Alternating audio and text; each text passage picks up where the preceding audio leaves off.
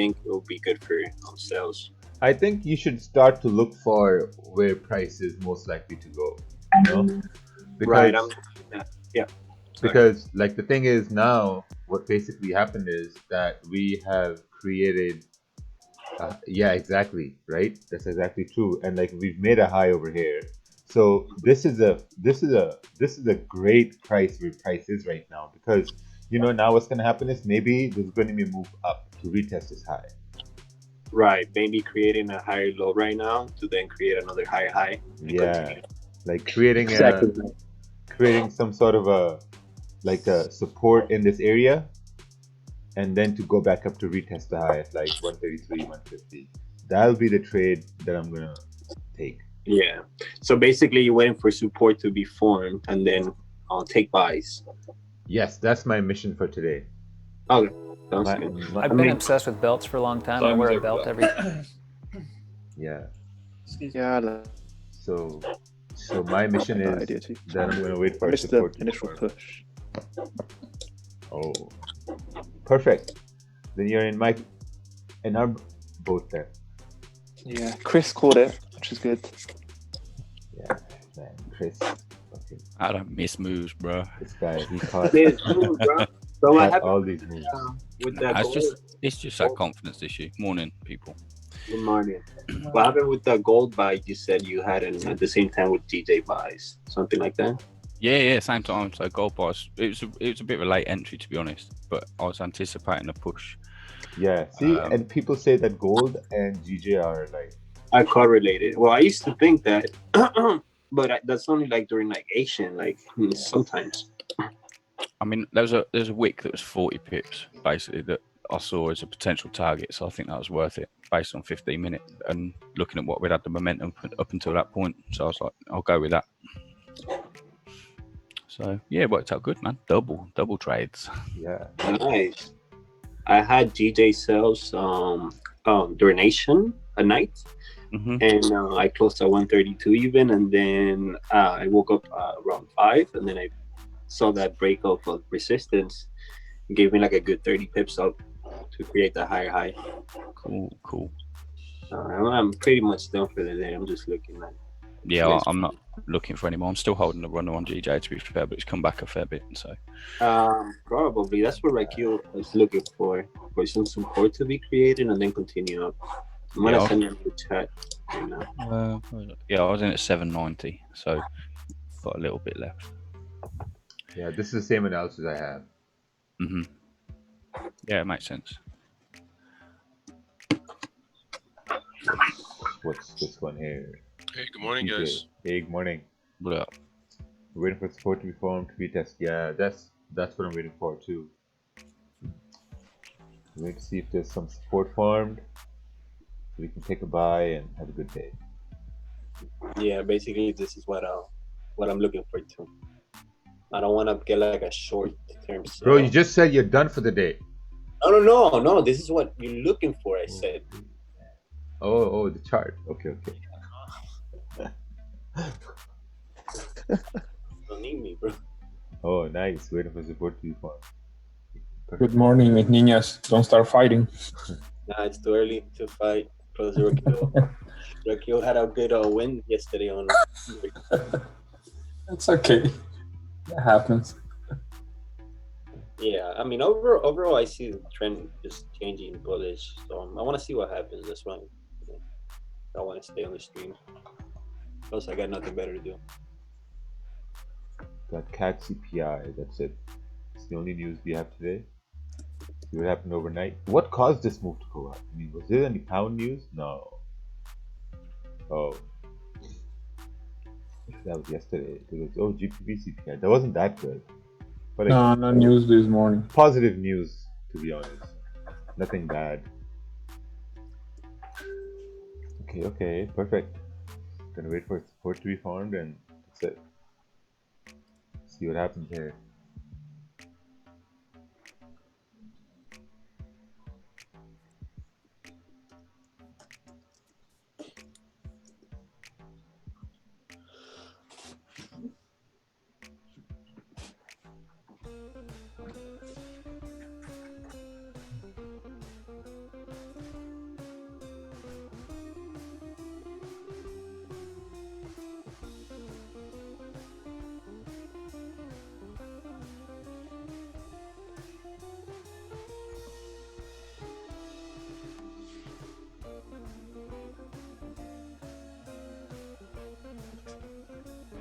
Man, you know, it's fun looking at oil to see what kind of carnage it's doing over here.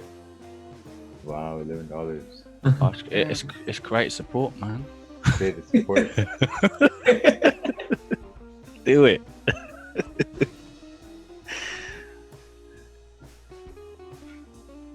Damn. There'll be a wild correction all the way back up to 40s and 50s.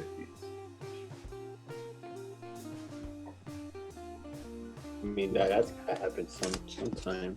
We were at $100 like a long time ago. Well, not that long time ago. 10 years. 16 years, yeah, pretty long. Come on, Jesus. So I've been looking for support to be formed around, let's say, like 132, 800. That would be great. Somewhere around there, 132, 800. And have it pushed right back up. Probably by the New York Open might start getting pushed back up. This could just be like a retracement. Play the music a bit more quietly, please. Oh, the music is played as quietly as possible. Music. Oh, for the Oh, there we go. stream. Yeah, it was at number 2 volume. I put it at 1. I want to bump it up. I know this is off subject, but your new logo is awesome, by the way. Oh yeah, the black Oh, one. thank you, For thank real, you. man. Looks real good on YouTube when I tuned It's in. It looked brilliant, man. Real nice. Really nice. Yeah, 100%. Looks very clean and professional. Beautiful. Mm-hmm. Yeah, sat down and I let my creative mind work. You know? Oh, Oh, did you you do did that it. yourself? You did it Yeah. I didn't believe No that. way. Cheapas, yeah. you didn't pay for that? Yeah, right. I thought you paid for that because he had the little 3D cubes. I do everything myself. The Right? yeah, because I told, like, whenever I tell someone to make a logo, they can't really make it the way I want to see it. Yeah, I feel that. Like, you know what Yeah. I'm trying to say? Yeah, yeah. Like, it's 100%. like they're trash. So You you know? got the vision, right? Yeah, And it's hard to put that across, and then you'll see it, you're like, oh, can you just change this? And can you just change Yeah. it? And it's long. Yeah, it probably makes sense doing it yourself. yeah, And you plus, know, they like, charge you for. it's not about the charge. It's like you can't put your mind in someone else and expect them to do something that you want. I mean, there are some exceptions. When I did my logo, I didn't do it myself. I just drew it on a piece of paper. You know, it's the 2 dumbbells with the New York skyline at the end, and the girl actually did it herself. She got like two drafts, and by the second one, I was like completely happy. It was like completely what I wanted. You know, really bold lettering and the skyline of New York and a dumbbell instead of a meal prep coach. You know. Nice, very nice, beautiful. Come on, TK, make it support. I'm on the 15-minute and I'm seeing some support being made. Last bearish candle has no wick to the bottom. What's the play? Send a chart and we shall see the play.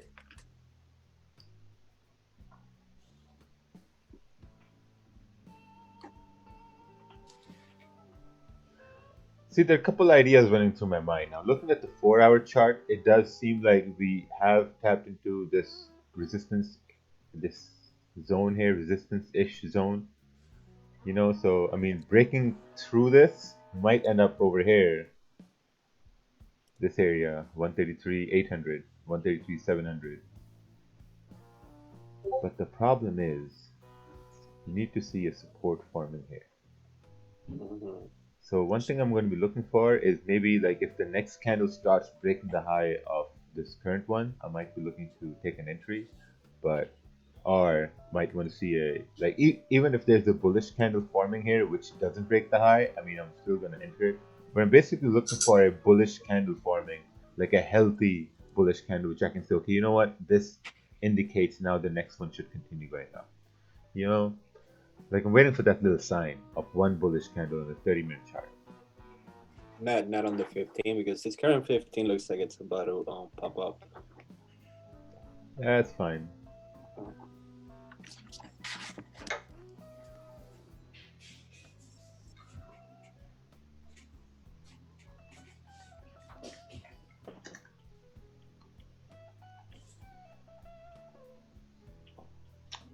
we get paid to wait, and if you wait, and you're gonna make money today with Raja Banks.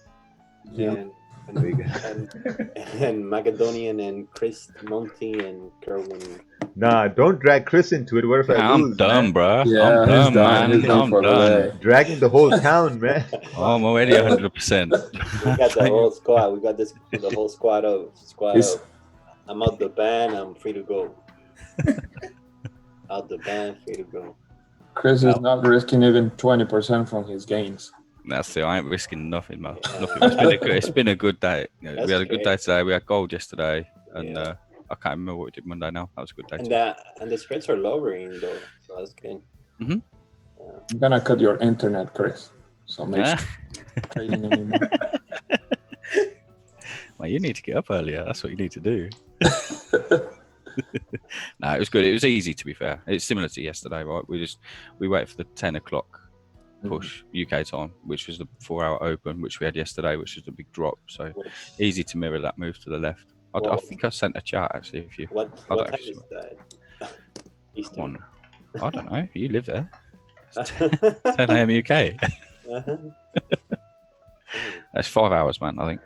Yeah, 4 hours. Mm-hmm. Because I go by CEST. Go ahead. I think gold is doing the same thing as GJ. It's still bullish. Very similar. Very similar. You just corrected the big moves from yesterday, really. Yeah, they had a nice basically correction. Yeah, the drop from yesterday didn't make sense.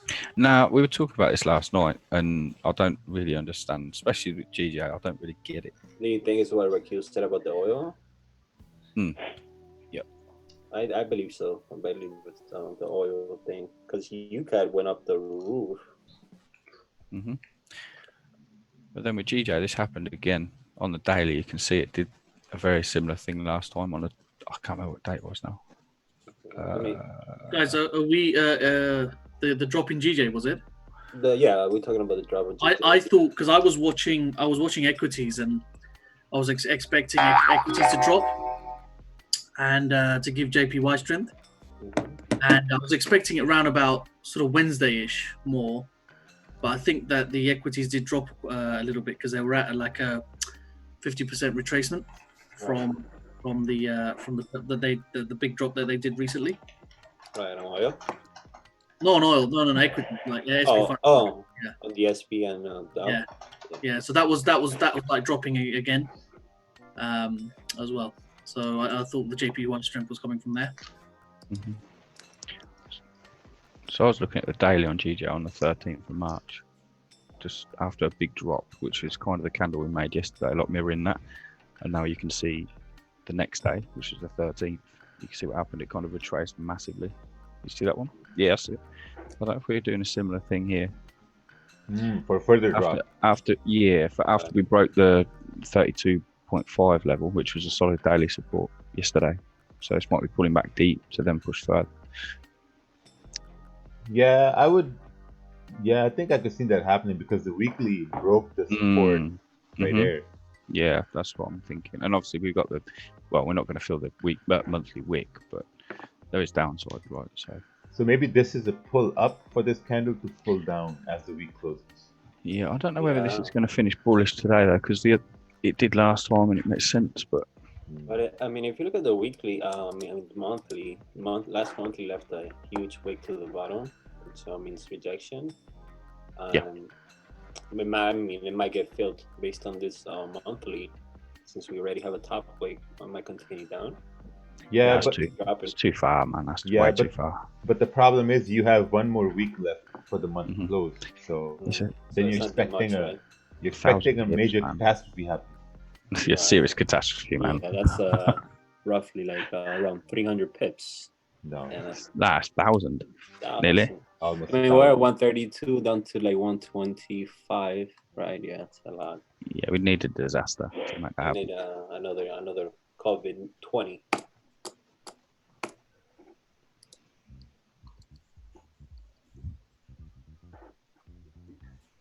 Can you look at NAS 100, please? No, you need to send a chart to be able to be reviewed. That's what happens. Let's just use the CAD buys based on 30-minute closing bullish.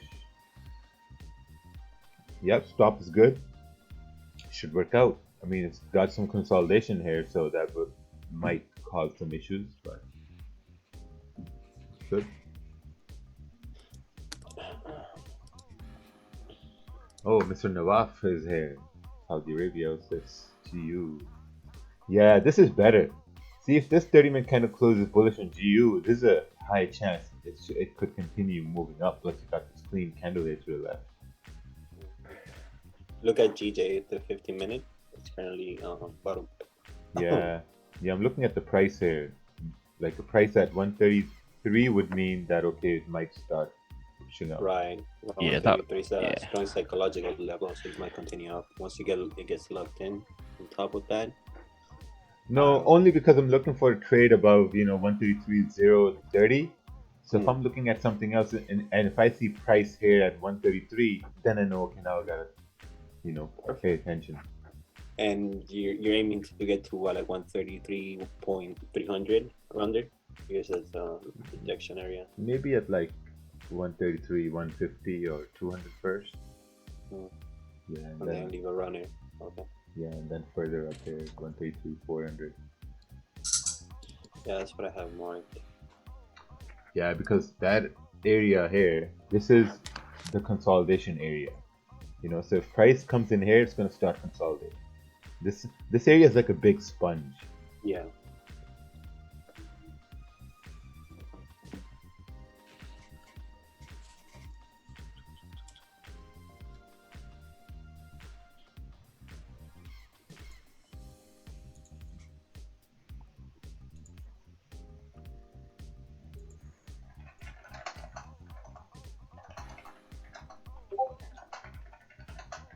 Yeah, I like that 15-minute. It's doing some. Yeah, doing I like some it. bits. It's already past the high of the previous one.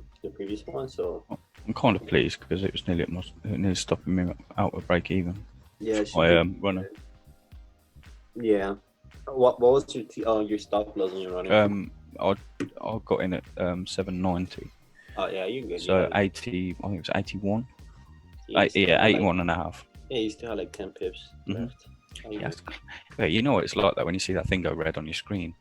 Wow. It's getting close. You're like, oh man. Especially on your phone when you start seeing the thingy on the iPhone, the red thing. Mm-hmm. Oh wow! I can't believe this actually played out. Just like you said it. Support being formed. Mm-hmm. Beautiful. Yeah, I think might be pushing up over here. Yeah. I think you got. What's that level you got marked above, Rakeel? 350-ish. I can't really read it. Is that 350? 450. Okay. I was going to say, I've got one about 350, 400-ish, yeah. Just checking. Oh, GPCAD. Yeah, I talked about it. It says, like, yes, your zones are right. So if you see confirmations, could be a good buy. GPCAD. You're just waiting for that break. So you will wait for the next 15 minutes to either get in, Rakeel, on the pullback? No, I have a small entry right now, but I'm not. Yeah, I have a small entry right now. Very nice. Yeah, like I have a stop just below this candle, but I'm not really convinced. Like right, I only have a aggressive. Bro, listen to me, or like you ask me a question and start talking over me. I mean, I don't know. Yeah. Like you want me to answer or? I'm just messing with you. No, it's just rude, Like you have 1,400 people listening, so we want them to have a very nice listening experience. It's 14 people. Oh shoot, my bad. I'm gonna mute Mac here.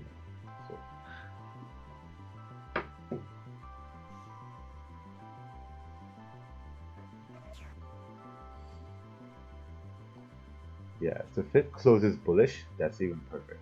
Like my entry was at maybe like a 150 low. I'm not placing that on the screen because I think it's risky. I made that mistake this morning. We were talking about maybe a sell, but I didn't like it and I wasn't going to take it because the hour was bullish. And the two previous had closed bullish as well. And I said I wouldn't take it, but it's potentially based on the fact that it created resistance.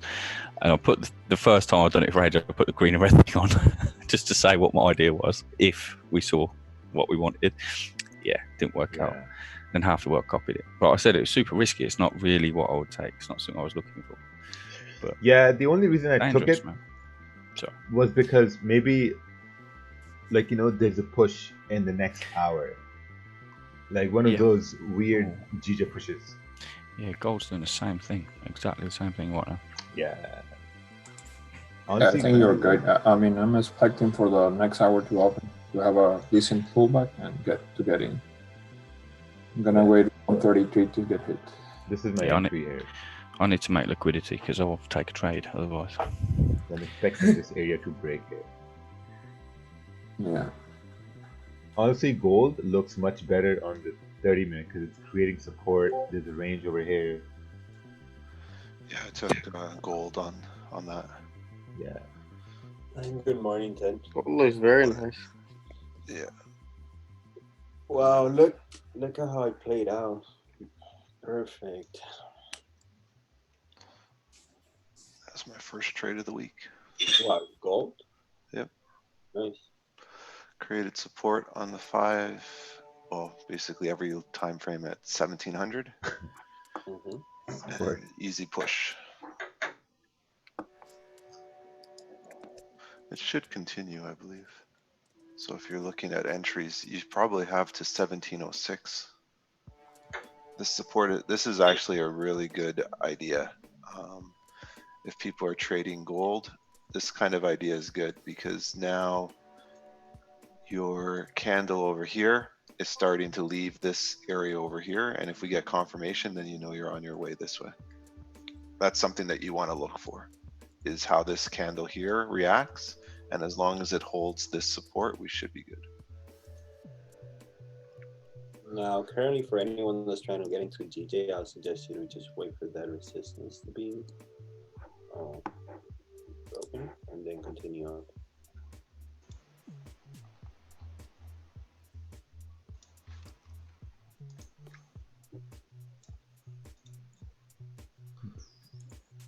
Can you look at my chart? Yes, send it.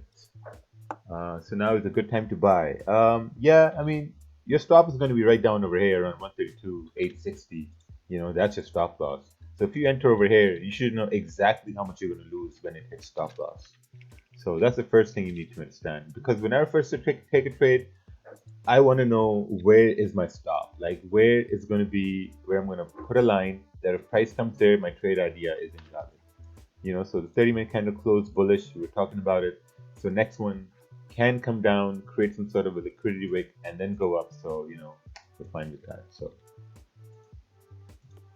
yeah, perfect. We're in an uptrend, created a support. We're at a minor resistance. Should break this and continue to 133.400.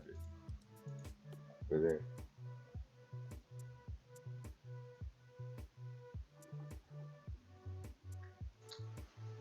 Why you never look at 3-minute or 1 minute? Because I don't have them here on the screen.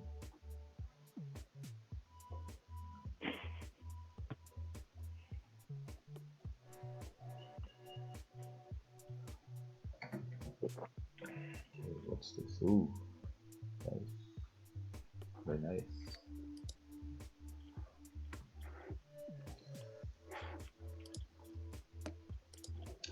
So whenever you're in the trade, right, you're always not talking about it, but like you're always thinking about trade management.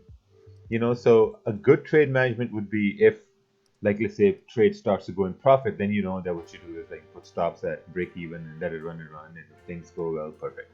You know, but what to do when price starts to go in negative, or when it starts to go in a drawdown? You know, the very first thing you need to start thinking about is that how can you reduce that drawdown? You know, so I'm going to talk about this on May 17th a lot, but you know, whatever, it's whatever. So whenever price comes down, you're looking at the time, you're looking at the candle that's closing. So if this is the 15-minute candle and I'm in a buy, I want this candle to continue moving bullish. You know, but if it closes bearish, then I kind of get like skeptical. Then I'm like, okay, you know what? Maybe this trade idea might not play out, or maybe since this candle's closing bearish now, the trade idea might have a less probability of working out. You know, so when you're faced with a lower probability with the candle close, then you got to take some risk off. you know. So I entered this with a smaller risk, you know. So if this candle closes bearish, I'm taking some portion of my risk off, because if this closes bearish, then that gives room for the next candle to go bearish too. So you don't want to be holding your complete trade. Like, okay, like, you know, if I'm going to risk, let's say 4%, and you don't want to hold 4% until it hits your stop loss, because once you see those little signs that, okay, price may be turning against you, you know, like here in gold. So if your stop is down over there, or in GJ, if your stop is here and price starts to go against you, then you're thinking, okay, maybe you want to close certain percentage to reduce the loss. That's good trade management. Yeah, so with gold, once again, what you're doing is you're watching that support being held, and the idea is you're taking a position above this area here. You're not taking a market order because this candle just opened. So you can't turn around and take a buy here. What you need to make sure that you're doing is that if it holds this support, then you're looking to take trades above here, because we're going to be counting this as a zone here. So that's what you're looking at. So the first hour, the 6 a.m. hour, finished bullish, so that, you know, you got your trade, and now it basically stopped me out over here. But what I'm looking to see now is, as long as this is held, then what I'll look to do is start to take buys in this area over here, because I can see that this zone is being created. So this is, we're anticipating that this is a fresh zone. So what I'm envisioning is essentially this area here is now going to be created as a zone. So there could be multiple taps of price in this area before we drive up, obviously filling this wick first and then reaching to this point right over here. So this is where you have to sit and wait, and this is where most traders get burned, because of the fact what happens is they're like, well, oh, gold's going down, Ted, so I'm going to take a sell. And it's like, well, this candle really isn't confirmation, to be honest, because we know that just looking to the left here, there's a little bit of a zone. So what I would look to see once again is I want a candle that breaks and then pushes down through here. So I want this top wick to be pushing out of this zone here, then driving down. Then I can say, okay, the sell is valid, right? I can give myself a check mark. Taking a sell on this candle here gives you your top entry, so you could be like, yes, I believe it's a sell, Ted, you're wrong, but you haven't broken this support. So if it pulls all the way back here, you've just stopped yourself out, instead of actually waiting for a candle to flip and then drive further down in that case. So this is, once again, when you're looking at a trade, it's not necessarily to say, well, you know, Ted, you're wrong because it's not going up. Right, okay, but I don't have enough confirmation that we're going down. So we're stuck in a holding pattern at that point, and you have to wait and see how this support plays out. So ideally what you would want is you would want a candle that would look like this set over here as an example. So you have, you know, bearish candle starts to drop, and then the next bearish candle gives you that full body move down. So you have either this entry here or this entry here, but more importantly, you actually have confirmation of us dropping down into that level at that point. So be very, very cautious when you start automatically assuming, okay, well, gold's going down because I see one candle that's bearish. You have to be able to anticipate that if this indeed is bearish, I need further confirmation that we're going to move in that direction. Not that just because this candle moved, you know, 20 pips, suddenly we're dropping. I mean, the spread on gold is still 40 pips. So, you know, you basically dropped 16 pips at that point. Or sorry, 4 pips, you dropped 16 pips. That's nothing with gold. Gold can probably drop to 1690 if indeed this is a downward push. But I mean, I wouldn't want to start taking a trade over here, because I would say 70 or 80% of the time when gold pulls back up, you've now hurt yourself and you've now taken a loss on that trade. Whereas if you just waited for another candle to start moving, you have a nice easy trade, and there's more confirmation there for yourself, other than saying, oh, well, you know, this means that we're going down because we have one bearish candle.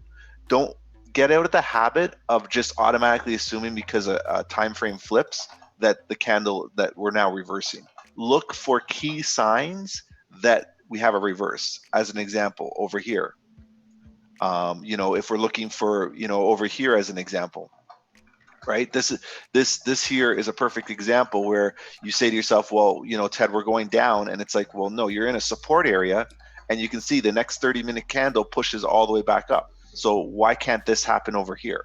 So when you're watching your trades and you're understanding sort of how you want your trade to move, you can see previous instances of things that you're going to look for and the move that you can get. Same thing over here on the way bullish. So that's why I'm saying if you wait till above here, you know you have at least this point here and then eventually this point over here. So don't get caught in this one candle, oh, I have to get in the trade now because it's going bearish. If we're going bearish, we're going right back down to here. You have lots of room in this area here to catch a trade. You don't have to worry about being at the top. And it gives you a higher win rate, and you still get a decent amount of pips, and you don't have to worry about things. Here, I don't want to take a trade yet. I want to either break above this level here, or I want to break below this level over here. I don't want to get caught in this melee. And if I'm getting caught in this melee, I'm looking more on the upside. I'm not looking on the downside, just because I can see what happened over here and the fact that we broke above this level over here. So it's just something to keep in mind. Yeah, thank you. Thank you, sir. Man, your insights are just crazy. Most times, always, all the time, just insane. For real, mind blowing. I like the drawings. I like the drawings. Good morning, Ted. Morning. Morning, mate. And he doesn't drink coffee, so imagine.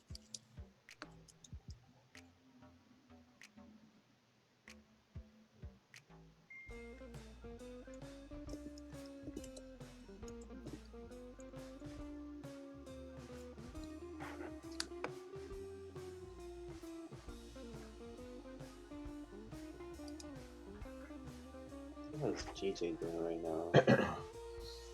GJ, if this 15-minute candle closes bearish in the next, 3-4 minutes, then I'm going to take off 50% of my position out. Yes, and then if it starts to go back up again, like let's say from the next 15-minute candle, then I might add once it starts breaking this high, or once we start breaking above 133.200. So that's kind of what's going through my mind right now. If you're a mind reader, you can read my mind. Does Ted have a channel? Yes, it's called Uncle Ted. Uncle Ted's Lawn. Would you like this GJ chart? Let's take a look here. If I would to take a buy after a bullish candle form and break above resistance, it's much better safer entry. Yeah, I think a buy above here is going to be much more safer, because once price breaks into 133.200, like this area, then price is going to head on up to 133.400, 450. If you're taking a buy up here, that's going to be much safer. This right here, based on the previous candle closing bullish and expecting this to go bullish and break above here, this is risky, which is why I reduced my risk. Because when things get risky, when you're not completely sure, you reduce your risk, right? You didn't secure around 10 pips. No, it didn't really go there. The spread was still in, so plus it's a lower risk. That's why I'm willing to let it play out. I think it's gonna go up. So when you yeah, it's looking like it's gonna go up and close bullish.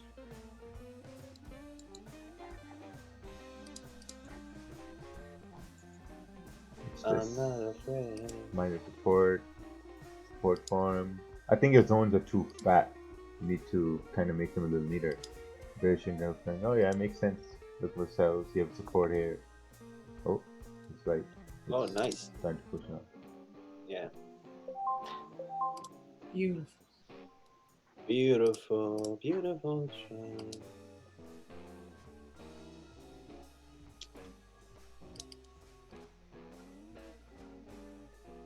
But you actually took half of your position since it was breaking the low of the previous one, right? The body? No. No, you didn't. Because you were waiting for the close. Yes. Perfecto. You see? Simple.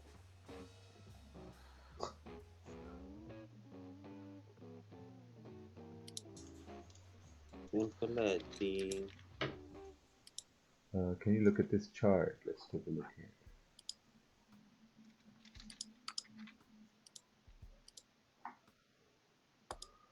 I enter here. Then what happened? What happened after that? And you put the I with like lowercase. I entered here. No, the rest no, of no. the What story. It looks like it looks like a meme, like a story. The story is missing. Yeah. Like no, What happened? and the killer, who's the killer who killed them, who robbed the bank? It's like I entered here.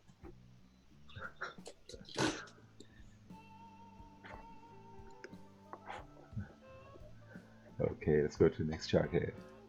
Oh, nice. See, this is much better than the previous chart which said I entered here. This is 30-minute has to close above resistance, create a support, and continue moving up. Clean traffic here. Man, this will be a great trade. Yeah, I'm up like 10 pips here. I'm securing 10 pips here again. Yeah, that's a good trade. Basically, look at the chart that I sent. This one right now, and it played out just how you said it would. Securing 10 pips. I secured 10 pips over there again. Well, man, that's good work. Yeah. Very nice. Let's very reduce nice. my TP over here and make it much more realistic. Nice to break this level. That'll give some good upside, I think. Yeah. Some two nice candles there, I think. Yeah, I think it's gonna definitely get to 133, 340. I'm quite pleased to help my runner. I was going to close it out on the way down actually, but then as soon as that 15 minutes started to show some promise, I left it. Yeah. No, it's got a lot of potential going on. Oh, I got like 12 pips. Ooh, Very nice. nice. Come on. I think you could get a lot more than that. Yeah, definitely.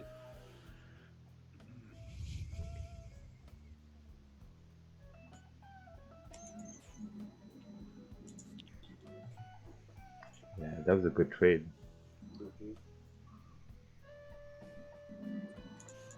I mean, today you may well retest 33.8 at some point, or 33.6. 30, yeah, hang on. Yeah, 33.8, 33.6. If you get the volume. Yeah, I think we're gonna get it. It's pushing high. GU stops below 30. Okay. Traffic. Yeah, that's good. Or you could have entered a higher risk too, because we were looking at this when this 30-minute was right down over here, and we talked about like how this is going to be a good push too. Yeah, look at when you get a chance, the chart that I sent. This one.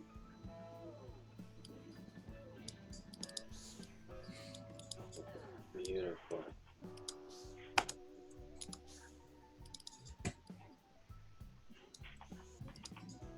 Well, that's a nice push. People on YouTube, if you guys took this trade, and give a like on the stream, because we made money today.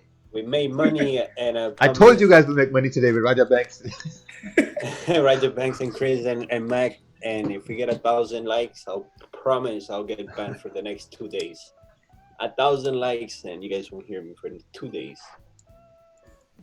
You know, I can reinstate your ban if you want. Yeah. Look at the chart. Look how beautiful it played out.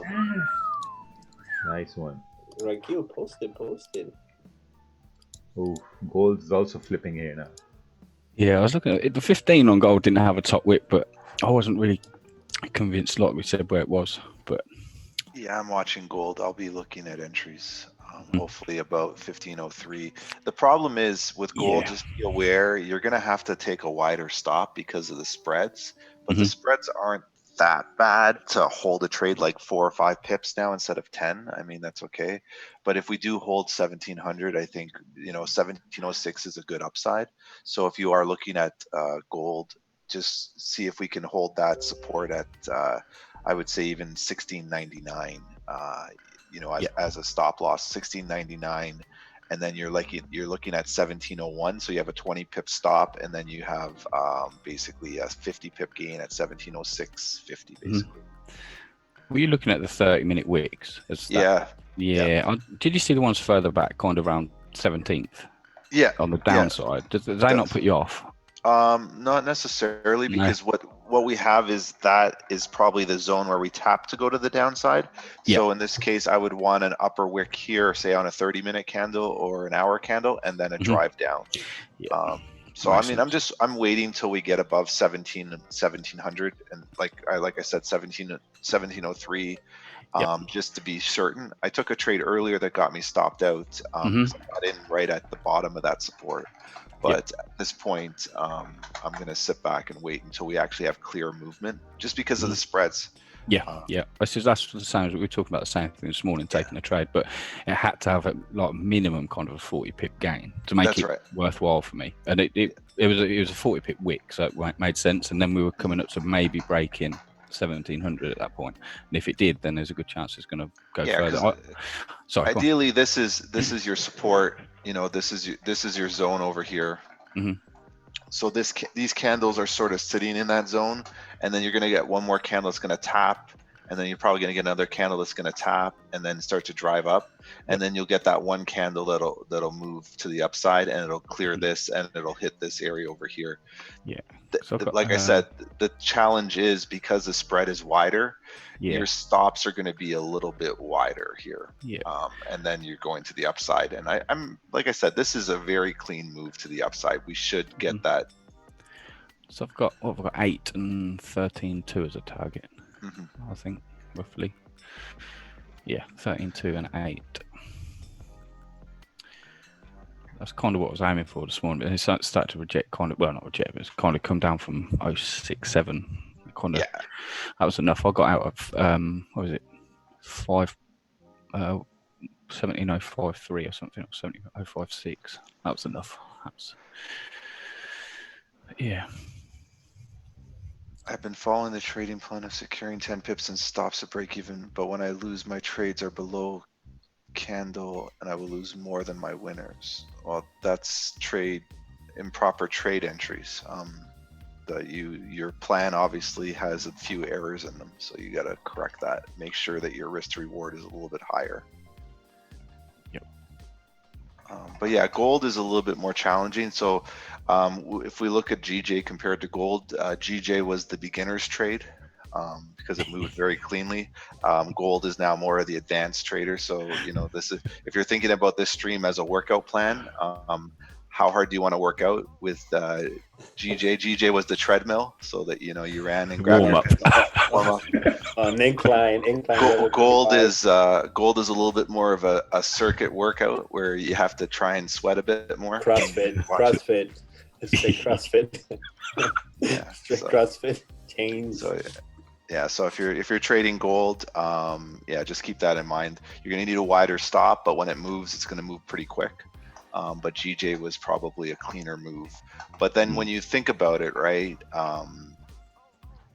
you know, you look at where we are at certain levels. If you look at the ideas, gold's gone bullish, GJ was bullish. So there's, you know, it has the same idea. So when you're trading, this is the great thing about trading is you have a couple of pairs that you work on. If you miss the gold move, you know, you could have caught GJ, and then now you don't have to worry about gold anymore. So those are your options. If you're trading, you know, 2 or 3 pairs, you have the chance of, okay, I'll take this one trade and now I don't have to worry about any other trades, but we're monitoring both pairs. So you have the opportunity, you know, if you're looking at gold, you're monitoring that where, you know, GJ already moved. So maybe you're not as inclined to take a gold trade, but there is an opportunity there if it presents itself. Definitely.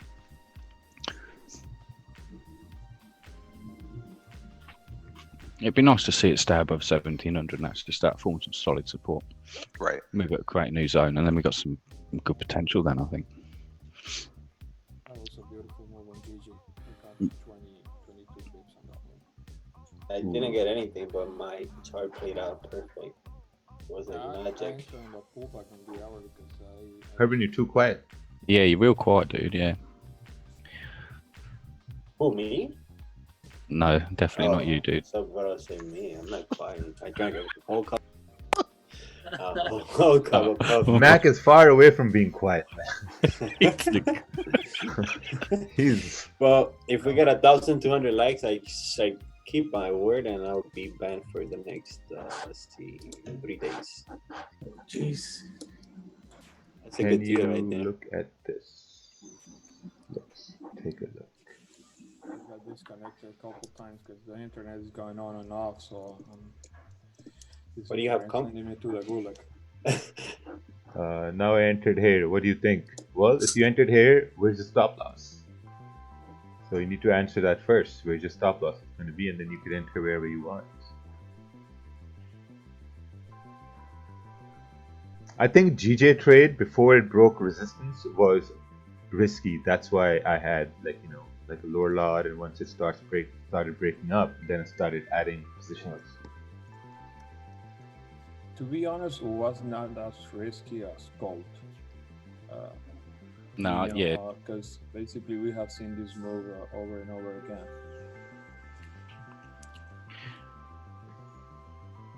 It's pretty similar to the London trade we took, where it kind of created a little resistance. As soon as it broke above that was a good one. But as it pulled back, you had the options there for sure. Hey, Raja. Hey. Hey, sorry. If you were to, I'm already in this with a runner, but if you were to take trades upon the break of the bearish 1 hour and you took an impulse, would you be more inclined to put your stop loss below the 15-minute or the 30-minute? GU? GJ. Oh, break of the 1 hour high. Yeah. Usually that's a confirmation for me to get in, but okay. I don't know if I'd feel comfortable having a stop loss below the 15. Yeah, so then your stop is going to be below, like I'd say 133, 100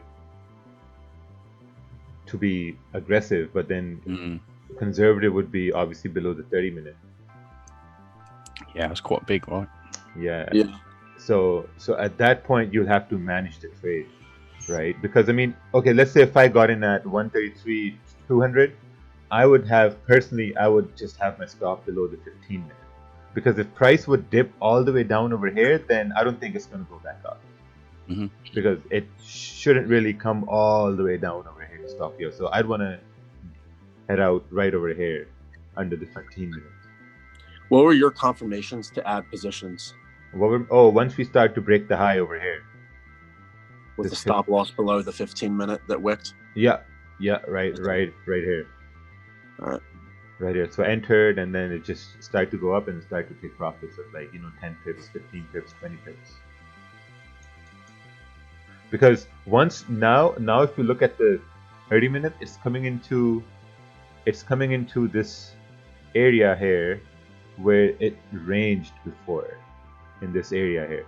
So we don't know whether price is gonna tap out of 133, 300. Or is it going to pierce into this zone and start ranging? But from what I've seen, I think there's a very high probability it's going to come into this zone and start ranging. Yeah. Because this now becomes like your sponge, this area. Right. So basically, we're going to get some rejection now until 8 a.m. Probably a pullback, continue heading down.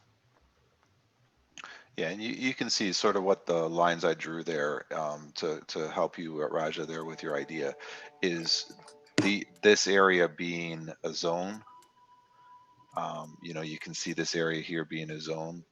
We're starting to leave that. So there is a possibility we come back into it and then tap and go further at that point. But you can see the wicks are starting to, move in that direction.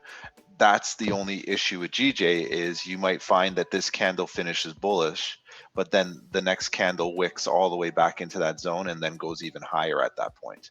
So it's just something, the anomalies or the nuances of GJ to be aware of. I think that's the thing. So when you're looking at GJ, showing up early does help, but you can clearly see this area over here. That's a zone.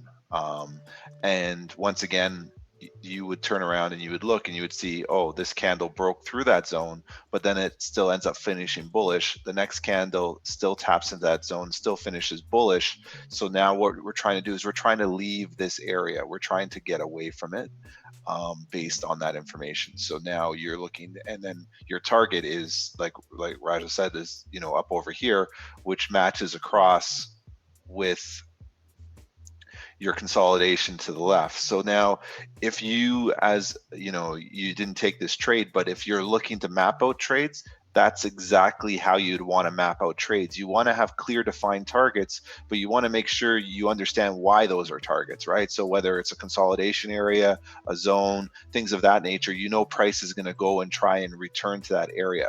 So you have to anticipate that, and you have to plan accordingly for your trade to say, okay, based on this information, this is as far as we're going to go. And once again, if the risk to reward ratio doesn't make sense, you sort of have to just watch the trade in itself, just watch it take place, because there's no entry. But it doesn't mean that you're wrong. It just means that, you know, you can't find an entry because of the fact that the zone is too close, or things of that nature are a little bit I guess skewed with the way that the market's moving at that point.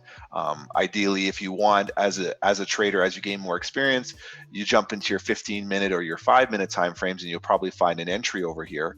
And then, you know, you work off your higher time frames for, you know, a different, I guess what I would say, you know, a different level. So here, as an example, if you're on your 5-minute time frames, you can find that, you know, you could have had an entry here, an entry over here, or over here, and you say, okay, providing we don't break this level here, we're going to continue to go up.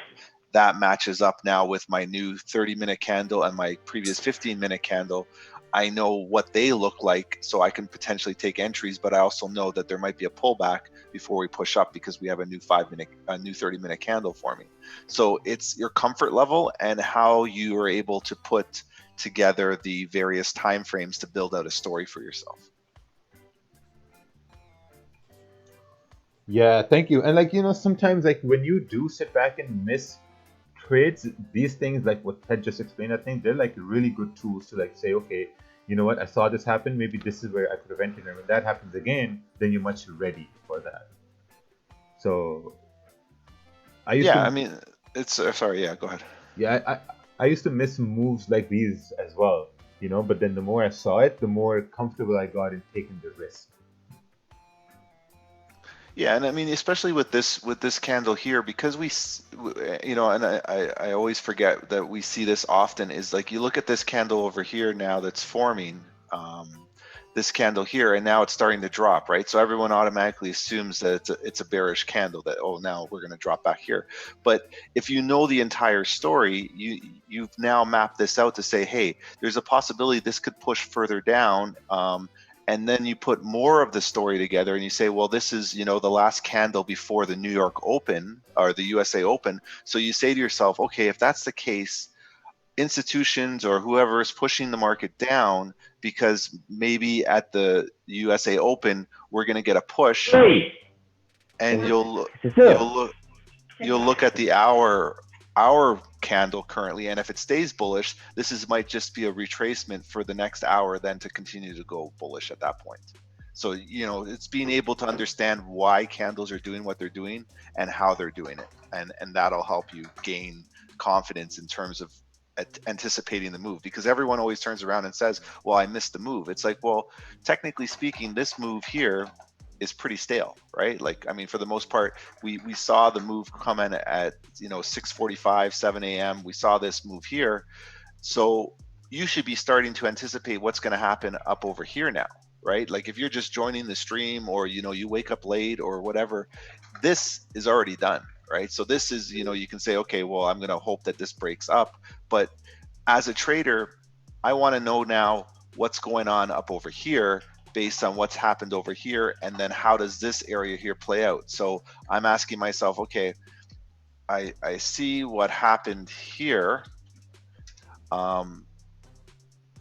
What is going to happen here, and how does this area affect what could happen?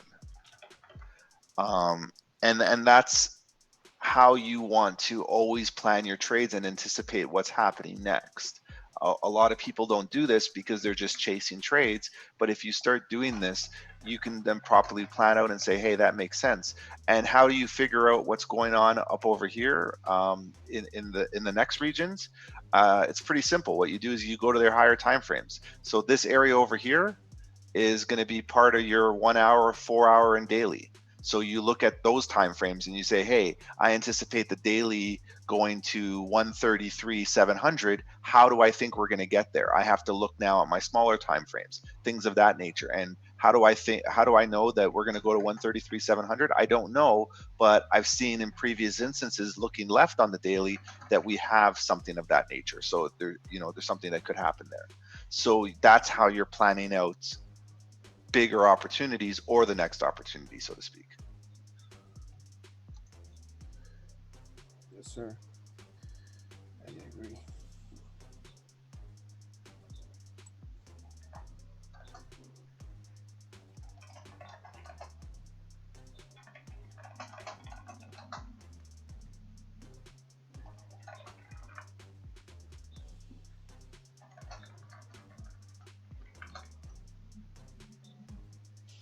So you see how right now we're getting that rejection from that zone you drew?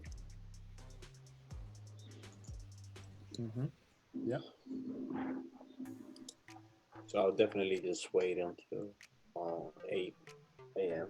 Wait for that pullback and see where GJ wants to go. But it had mapped out test my bias. Yeah, this is good. Your bias is good. So now if it comes up here, this is a range here. So I think your bias could have been, I mean, if you came to the chart later on, could have been from this point here for a move up. So I think it looks good. How does this technique work in index markets too, like NASDAQ? Well, candles work the same way on all time frames. So you need to really start looking at the candles and see if they make sense. Because the thing is, I firmly believe all pairs, they act almost the same way in all sessions, like in different, like if you look on, let's say if you look at US 30, I'm pretty sure US 30 acts the same way at the same time every day. Like in New York session, London, Asian. So if you look at things that way, you start to figure things out much, much better.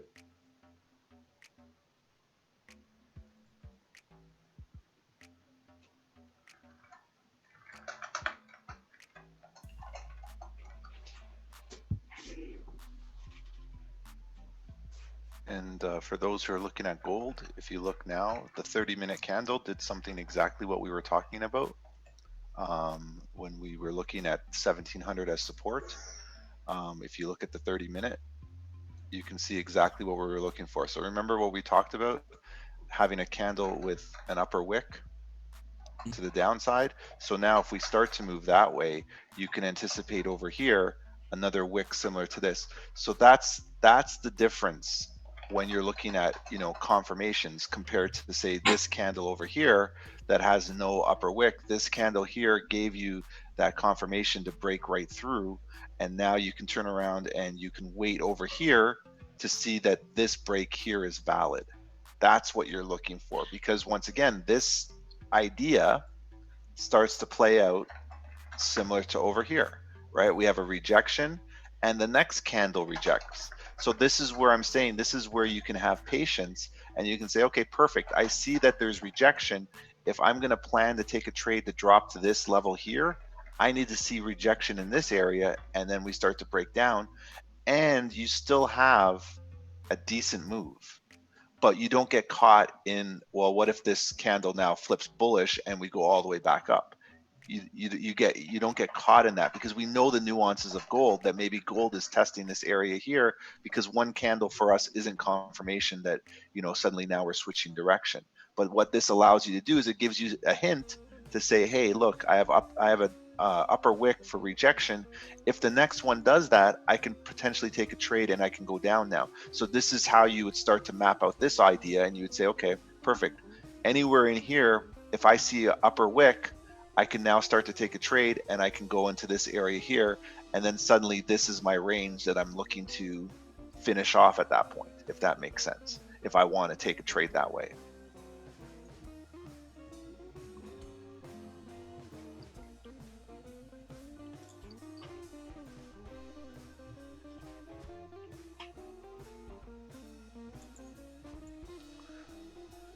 But then once again, on the same idea, this wick here could be your last 30-minute candle before the USA Open, which could be pulling down to pull further up. So you have to keep that in mind too. So these are variables that you have to constantly think of, but now you have a plan. You're either taking buys above this level here, or you're taking sells below this level over here. And what I'm looking for buys over here is I want a downside wick to push up. And if I'm taking sells below here, I want upside wick to push down that way. That's what I'm looking to do at that point. So we got this chart over here. EJ buys. Oh, nice big screen over here. EA buys. But this is it. Yeah, I don't know what Josh sent. Hammer Doji plus engulfing bar respecting support. Okay. Entered once 15 minute rejected psychologically. Okay, yeah, this made sense. Also, plus, you know, now you can add to your notes that the previous 15-minute candle closed with no wick at the bottom. So maybe that kind of influenced the next one, continue up, not going down, because, you know, there was no range for it to go down. Plus, I think this was a strong support too. Yeah. Very nice.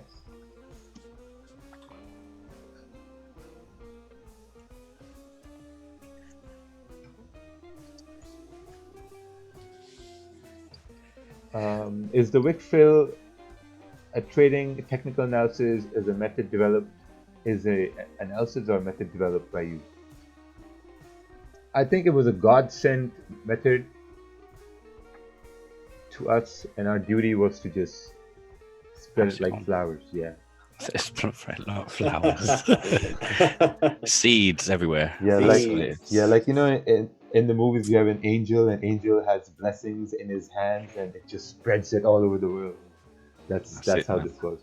Or that little girl from the wedding spreading the rice, throwing rice around. Yeah, that too. Do you have a video explaining all this stuff? Man, we explain things every day. Honestly, if you come to the stream with a notepad and you just listen with a notepad, I mean, it's just going to take your mindset and your whole technical ability to a next level.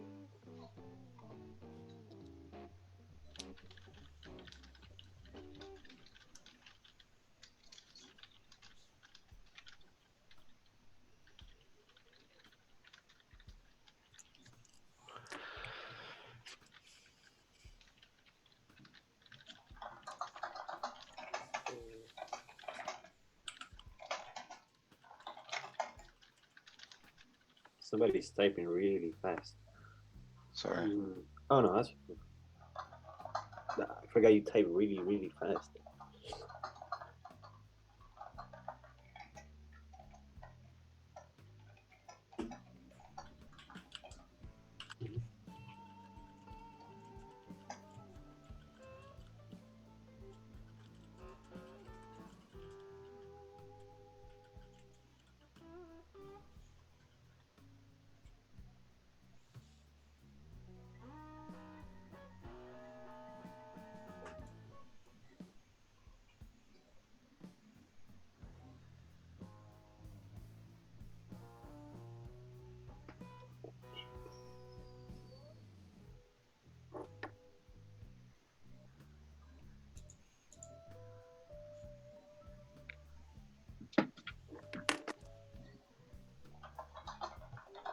Looks like gold is doing a nice graph right there. Yeah.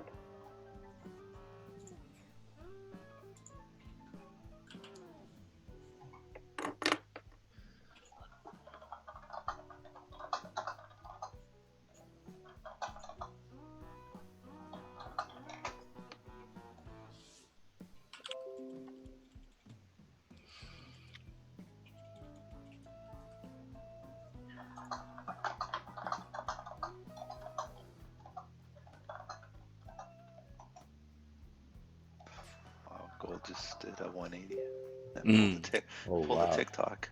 Well, I was watching it on the 15 actually, and it's whipped down real nice into kind pulled a 180. To make a song about that. Gold and 180. I'm actually watching Euro Pound for a long term thing at the minute. Yo, you still watching EG? Yeah, I kind of like how it's come down. It's kind of retested the level that I like. You're the first person that I know that traded EG, and then Ted. I saw Ted taking a couple of trades on EG Mon. We'll share our experience, right? Yeah, sure.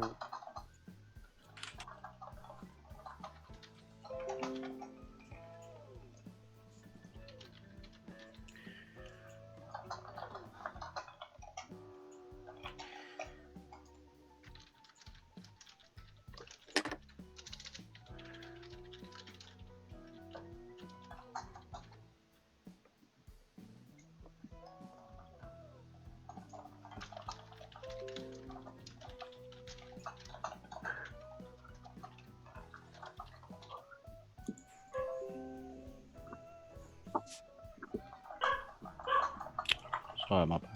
Woof woof. Yeah, my bad. That's not the llama, is it? That's the Rottweiler. Pitbull.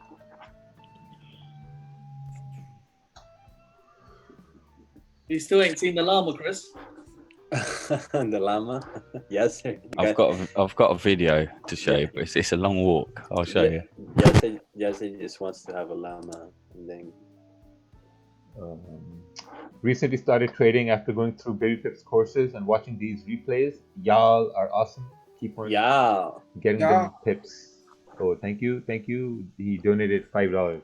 Oh wow, thank you. How are we gonna split that? $5. All this money, money you get from the YouTube. YouTube automatically forwards this to a non-profit organization.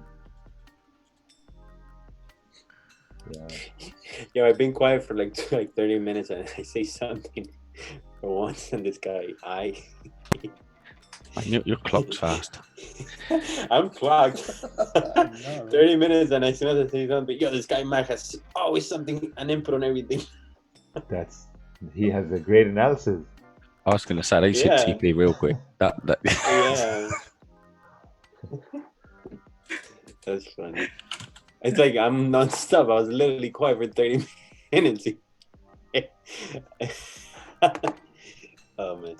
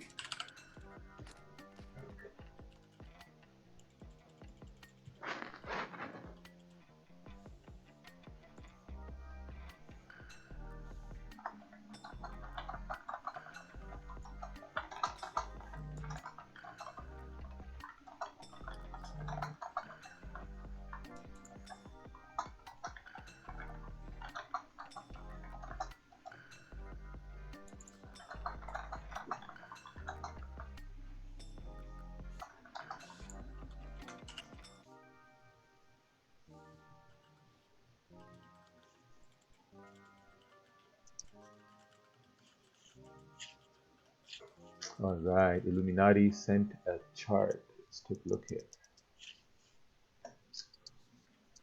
Gold, 2-hour chart.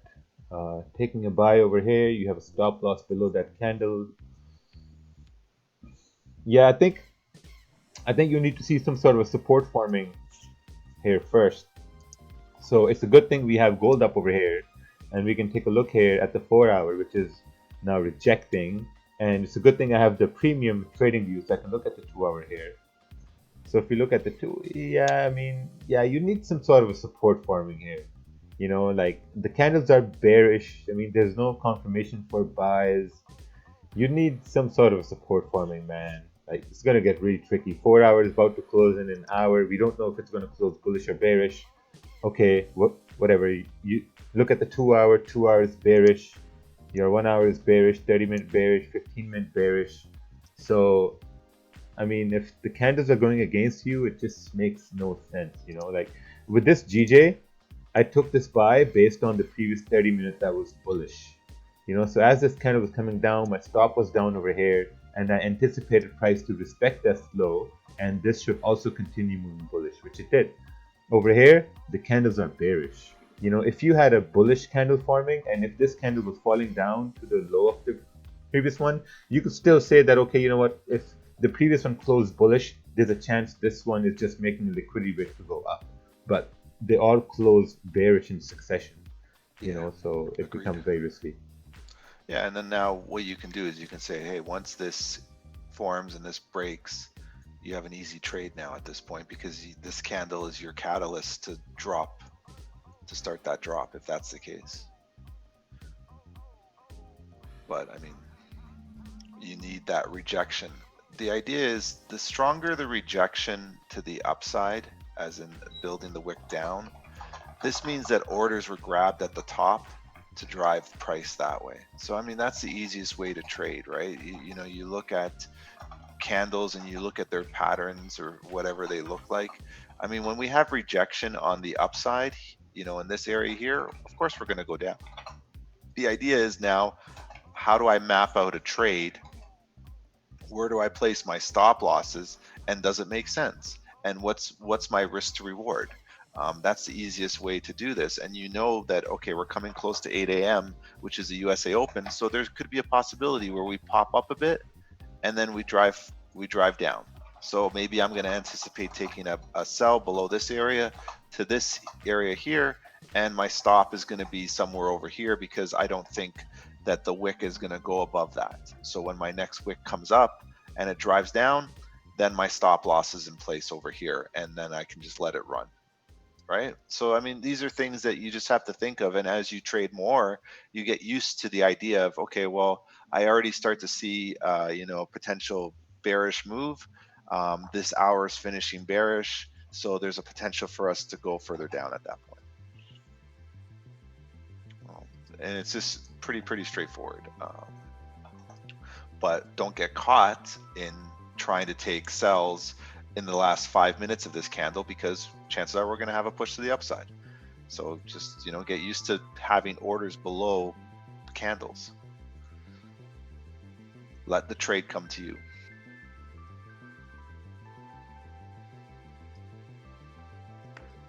Let's take a look at this chart here. GJ 5 minute, anticipating a support that, yeah, no, it's not going to. Yeah, you can't, I mean, the smaller time frame, oh wow, look at that. It did a whole, yeah, the smaller time frame supports, they don't work. You know, they're very weak. Very, very weak.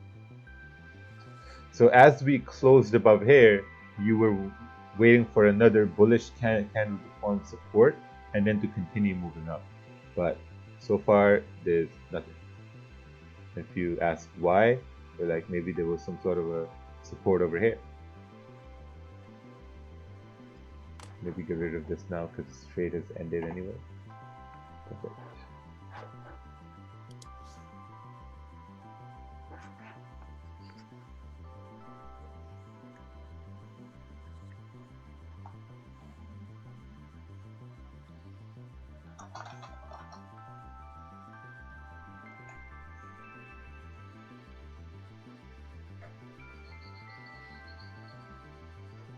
Think different.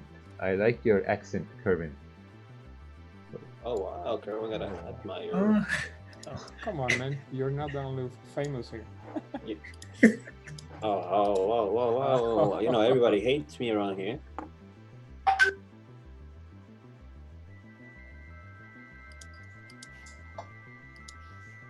What's this? GJ 30 minute.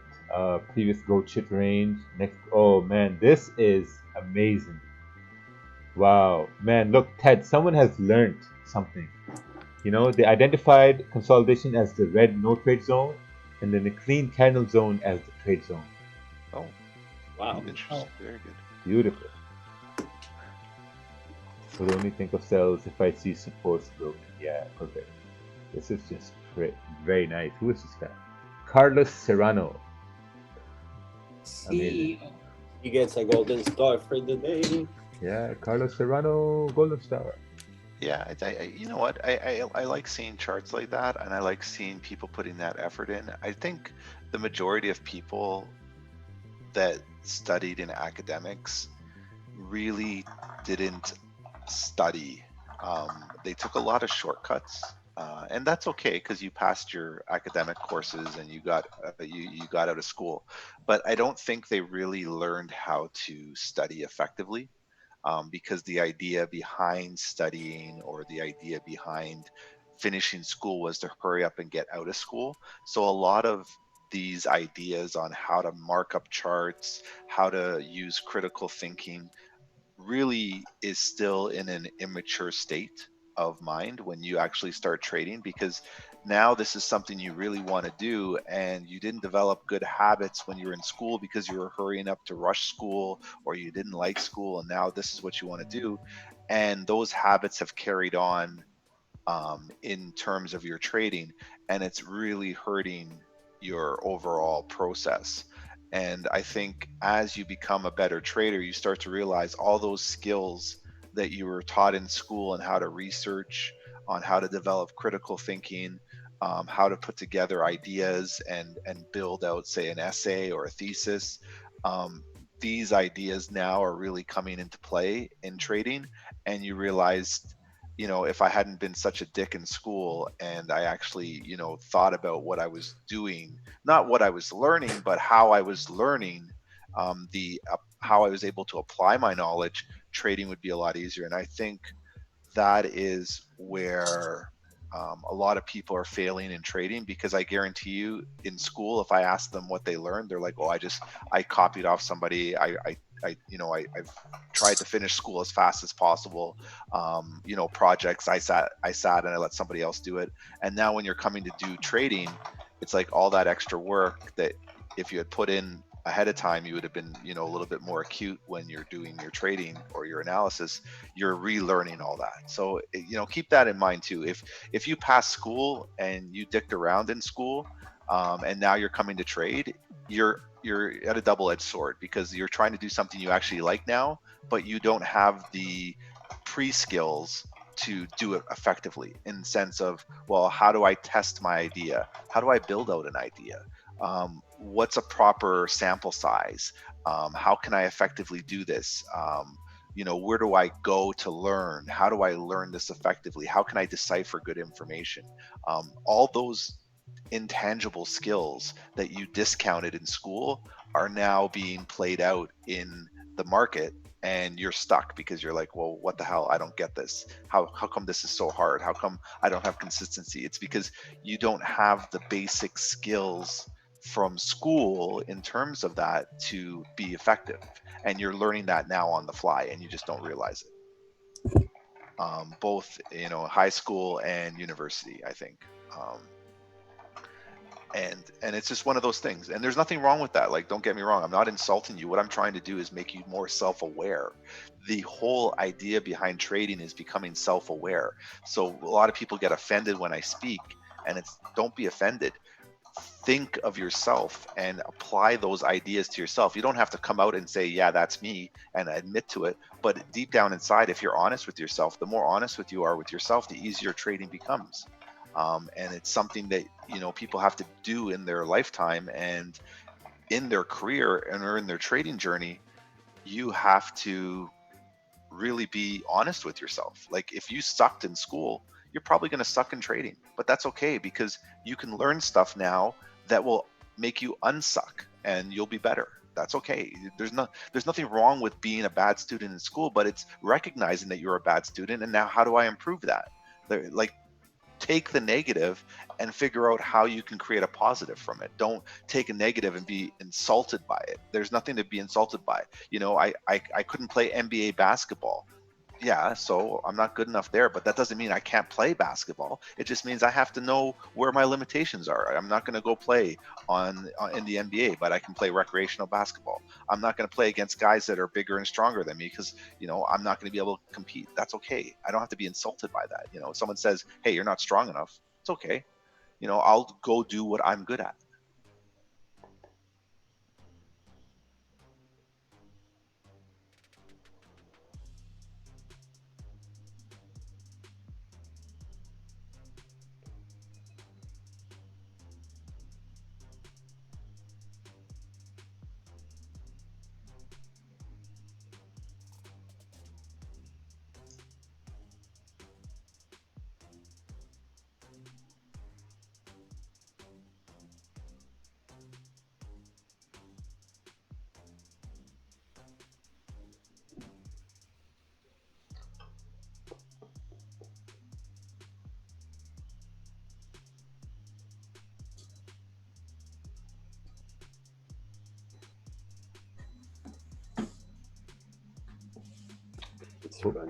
This is the New York Open now, and you can see the buys are exhausting on TJ.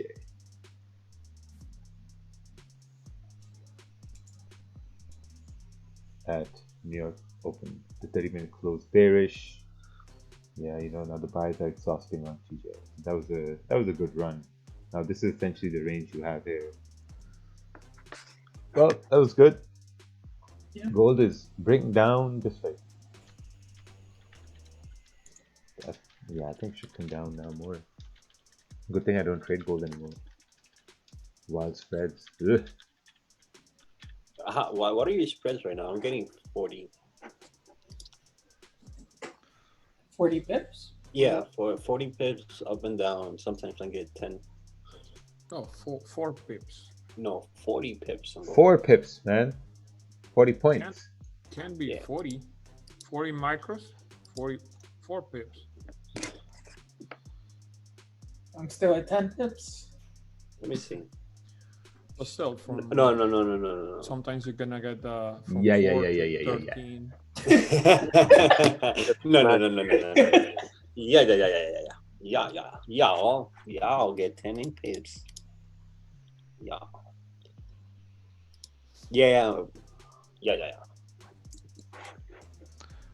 So if you're looking to take a trade with gold, you'd be watching this candle here, and now you can know your stop loss could be here as we start to move down. So if you're looking to take that trade, that's something you'd be watching for at that point.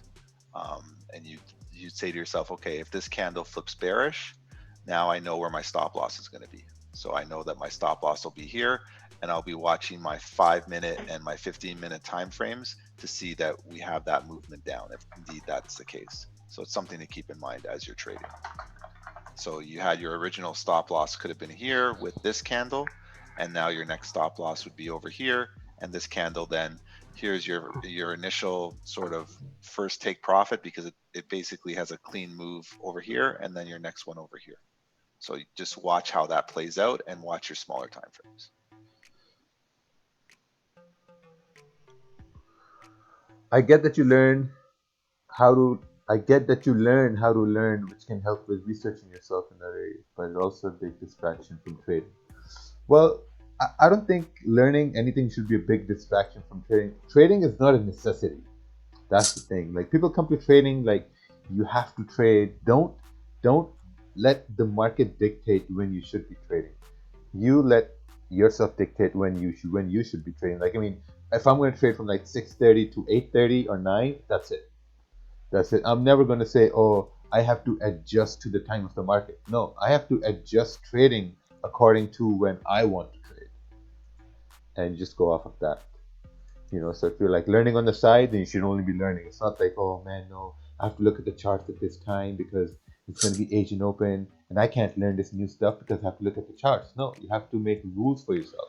That tells me, when you have a mindset like that, that tells me that that you're new to trading, or like you're very naive as into like what times you should be devoting to the charts. You should have a strict timetable. I think you got a lot of people who are basically undisciplined in everything else in their life, and then they come to a thing like this, which is cutthroat, you know, and you expect to succeed, and there's no chance, you know. This is a cutthroat game, and if you're cavalier in everything other aspects, you know, study, work, just waking up on time, whatever it is in your life, and then you come here expecting to win, you can't. It's a personality for it as well, I think. And so, shortcuts, no way. There is none. Not in this game.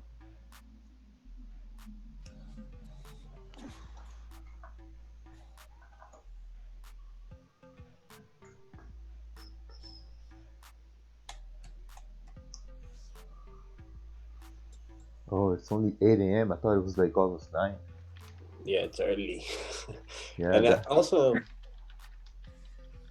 that's what happens when you take the yeah, first trade for the day and then you're just like, ah.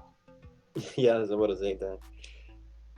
And how Yasser was saying, it all comes down to like being like, you know, like very lazy and procrastinating things. When the range is approaching, like on GJ, should we wait to enter on a break into the range? Or yes, I think you should be waiting to enter when this range starts breaking. But now when you look at it logically, what really happened was that we created resistance, price went up, this came down, it couldn't form support, so it closed below. So maybe it did a fake out over here to continue moving down to this support. You know, but I think this was a good move we caught, and that's it. Now it's coming in this range. Now it gets really difficult to trade in the range. This is where you tell yourself, okay, well, now I guess I have to wait. Because now you're waiting for either to range break up above 133, 170, or you're waiting for it to break below 132, 950. Because then you have a range going down to 132, 700, 740. So now you're just waiting.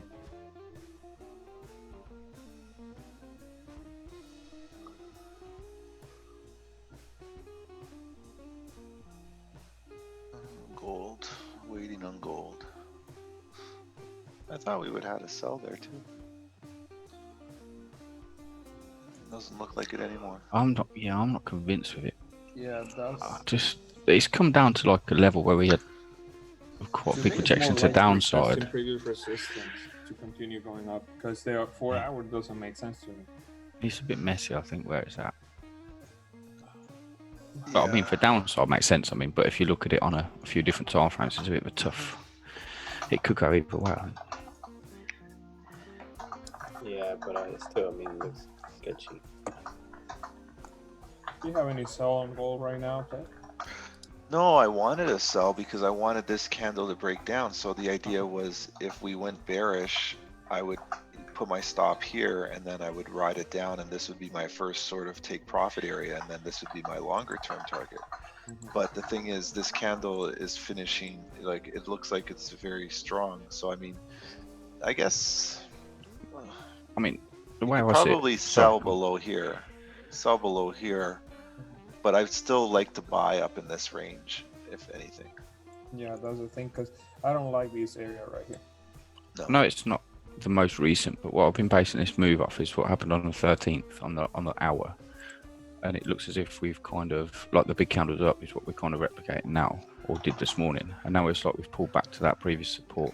Do you see what I mean? Just before the big candle started, sorry, the previous resistance, it's like it's pulled back to that, and that's kind of a level I've got to potentially push up.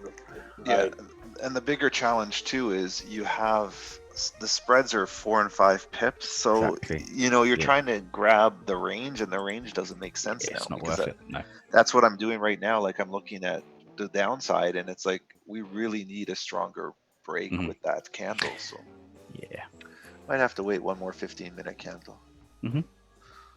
If I see this 15-minute candle closing like below the previous resistance, just here, that's on a rakeel mark, then you have the potential to grab a sell for the downside.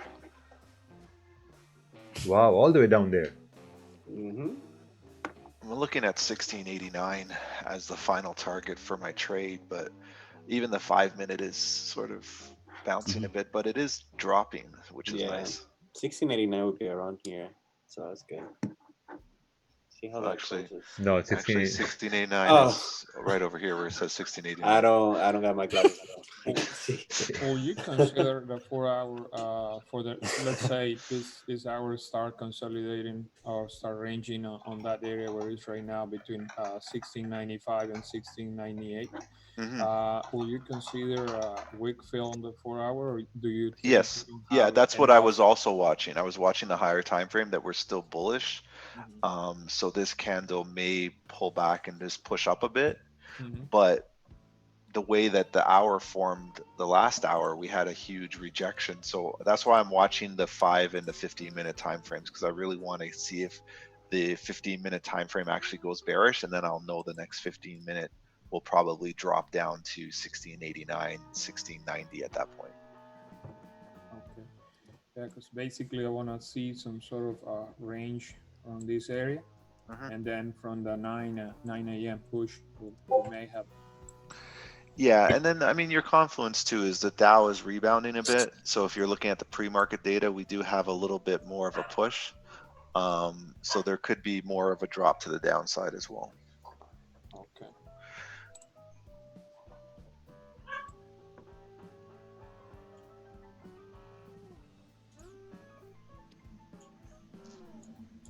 So it's just, you know, if you get in now, I mean, if you get in this trade now, this will be early for most people. If you get in this trade, your stop is over here, and then, you know, your take profit can be right over here, or eventually right to this level here. So all you're doing is now you can see your risk to reward. This is your risk here, and then this is your reward, and then eventually this area here would be as well. So you still have a positive risk to reward. It's just you're playing a very, very tough game with gold as it ranges, right? So you can see right away you would have got stopped out if you took a position, because the way the hour candle is moving, we have a rejection at the downside, but we're fighting now this candle versus this candle, right? So you're saying to yourself, okay, well, which one do I believe? And that's why I'm saying we have to wait a little bit more on the smaller time frames to get a little bit more of a bias at that point.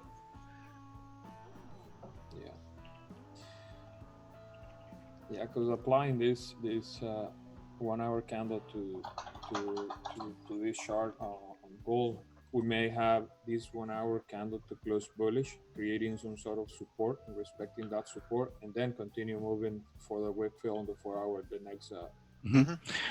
I've just sent a chat for you. Sorry, you guys in the Zoom, if it's of any interest. 1 sec, let me take a look. It's not for YouTube stuff. It's just my idea on that. Maybe what you're talking about. But that's how I saw it this morning before I came here, if that makes sense. Yeah. Is it like that support, the low support where it came from this morning? I don't know whether we're just replicating that whole move. I know it's not the most recent, but that's kind of played out so far. And it's now as if we're pulling back potentially to that old level, which kind of is a rejection as well. But like I said, it isn't most recent. That's why it's a tough one right now, I think, because you got that, it's a bit messy in between. It is. But I mean, the good thing is right now, like I have both ideas. So I have a downside to 1690, but then I have an upside to 1707. So I'm okay in either way. But my upside, I know now 100%. If we get to 1700, my upside is probably 1707. Mm-hmm. So that's the one thing I'm confident now in, because of the fact that we have that range. And if we do go bullish, say at 1694 or 1693, that means that we have enough fuel now to go to 1707, 1706. Mm-hmm. My question is, you know, when is that going to happen? And then what I'll do is I'll look to place orders at 1700, and I'll ride that all the way up on the basis of what's happening right now in this current move. Yeah, makes sense. But I did want to see more downside. I mean, it didn't make sense to have that huge drop without it continuing. It's a tough one. Mm-hmm. So yeah, sometimes that happens, though, doesn't it? Sorry, dude. Right, no problem. Really nice. That's a nice chart. Yeah, nice chart. Nice entry. So entry was by this break. I anticipated price to mirror the candle to the left. Yeah, it was good work. Okay. Oh, nice. When something ends with a happy face, that's Yeah, see that's this good. candle match this candle over here. Yeah. Exactly. Yes, another successful runner. Perfect. So, See, runners are working now. yeah, man. Yep. Finally. You know, Finally. it takes a little bit of mental effort to let a runner run. Yeah, man. Exactly. And yeah, it's a free now shot, just right? leaving like 25% of the position, leaving it running, and just not caring about it, looking at it how it works out, makes me way more confident as well at my trades. So. Yep. Alright, what's this chart here? GJ sells, nice. Retest of this low. Yeah, I think if you're aiming for those low, I think you're aiming for this support to break here too. Right here, 30 minutes. Closes, because essentially for price to come down to here, what's this price? Oh, 132,600 right there. You need price to break below these areas here. If we don't break below these areas, then price is continuing up for the rest of the New York session.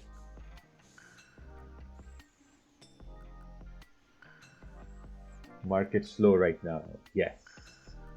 So GJ is slow because you had to move through London session and then pre-New York, and now New York session is ranging. So maybe the next move is gonna maybe next time of volume is gonna come around like close to NYC Open or London close. Yeah.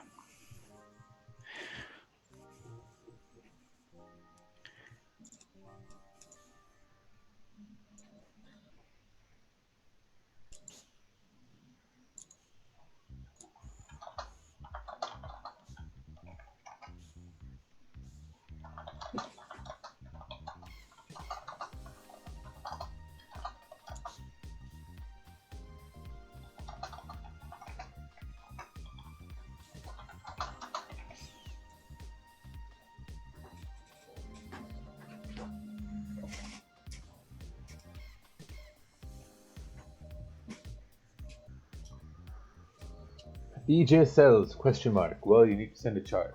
UJ question mark. You need to send a chart. Look at New Zealand CAD.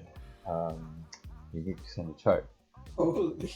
I lost my profits that took 3 weeks to get because of overtrading. Well done. Very nice. I sent a chart. Nice, good work. Now you're gonna learn. Take notes. Hey, Kervin, why is your mic so low? Yeah, it's quiet. I've noticed that. I My think it's mic like is low. far. Yeah, real quiet. Are you like far from your computer? I don't know. Maybe one of the updates that I did to this computer, man. Well, tune it up, man. We can't hear you, man. I think from the sound settings from Windows, your mic volume is low. Okay. Oh, wow. Yeah, because the default volume is low.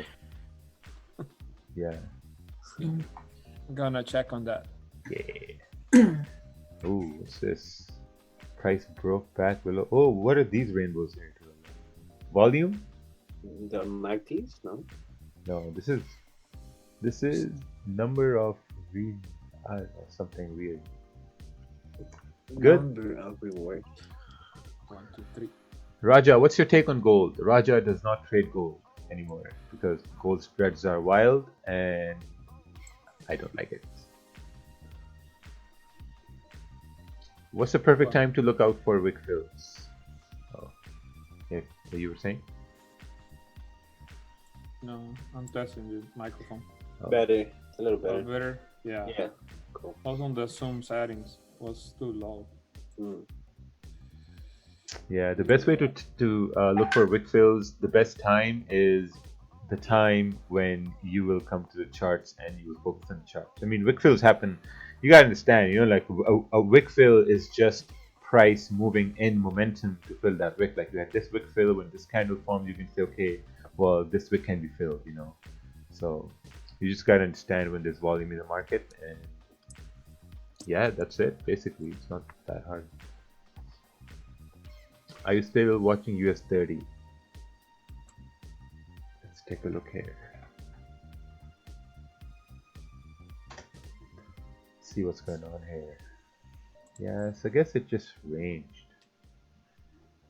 Approached this area. It's approaching the support. Somebody asked Raja, do you work in tech support? Yeah, I think you can't trade US30 every day. That's what I've noticed. It's not a it's not something you could trade every day. Because if you look over here, you had this move at night, and then you had moves early in the morning yesterday. Yes. You see the difference today? Like the wick, we were talking about what Ted was saying just about the wicks and stuff. Yeah. It's pretty strong, right? I mean, if you get it wrong, you might only get to trade it once anyway. It'll be out real quick. I don't know about.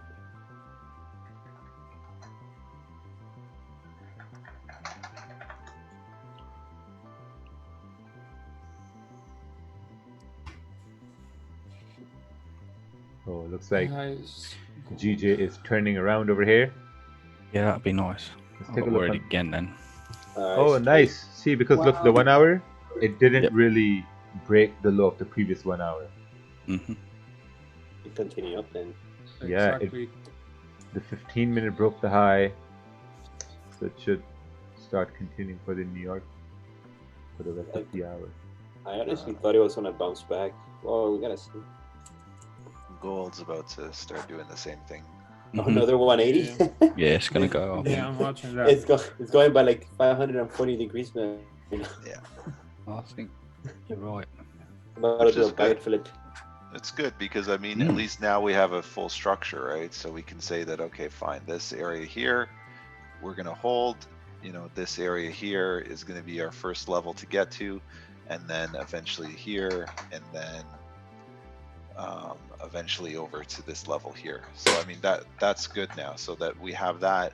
You can start mapping out trades, and you don't have to take it in this section here. You can wait back up to here, because what we're doing is we're doing this classic V shape thing that I watched too. Is you're gonna drop down to here, and then we're gonna drop up and go up to here. So just have to be patient and then find your entry. And like you said, now you know that 1695 is probably a very, very heavy support, followed by 1700. So you just have to map out your trade accordingly at that point.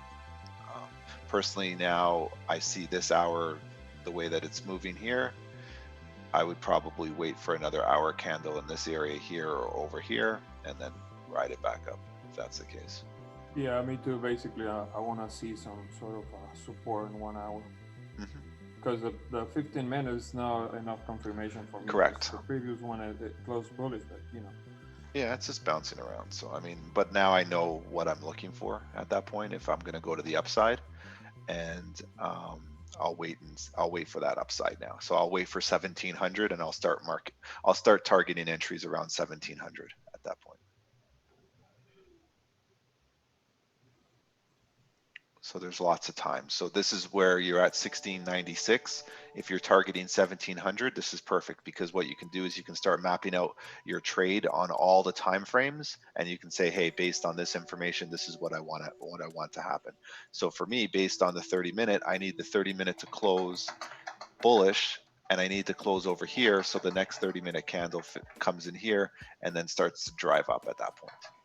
So I'm looking for this rejection here on the next 30-minute candle or 15-minute candle to then push to the upside if that happens with gold.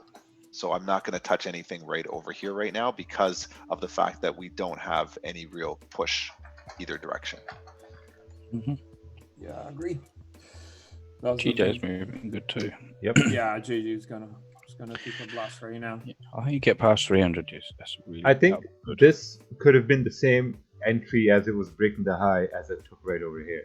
Yeah, it's the same move basically. It's kind of made that move all day. It's very similar. Yeah, just higher highs, higher lows, higher highs, and higher lows. Yep. Yeah. Very simple. It's very hard to get an entry on a candle close. You kind of have to get in mid candle. Right, those 15-minute candles are just popping up quick. So, with no bottom wicks or anything. That's where you got to use that kind of ability to just take the trade and be happy either way, if you know what I mean. Right. I mean, you got in like halfway through it, or maybe to have a buy stop.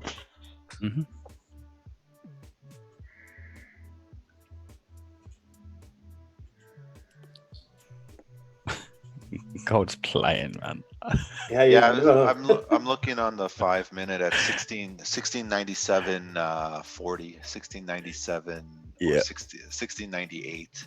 I think you can probably sneak an entry in on the 5 minute at that point. Yeah, I think you're right. So that lines up well with a bit to the left too. Yeah, I'm gonna put a buy stop in at 1698 to see if I can catch this move up. That's the only thing that's put me off because I've been trying to do that, but with the spread, it's just too much. It gets like activated. Because if it jumps, then it even before you put the stop. Yeah, I did one last week. That's the only loss I took, and that was exactly that. Yeah, as soon as you place the stop, it got triggered. Mm-hmm. I think 1698 is a safer move for the move up.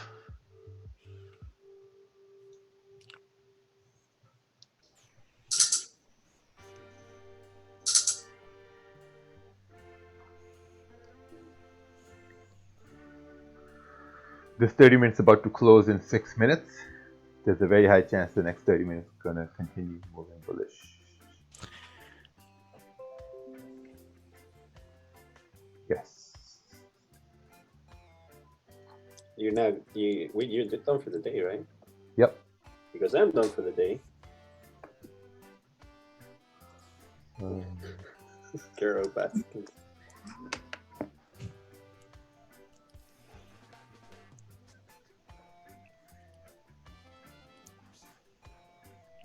All right, guys, I'm gonna head out. See you guys. Hey, dude. Take care. Take care. Everybody, YouTube, take care. Everybody, give it a like if you got some money today. Thank you.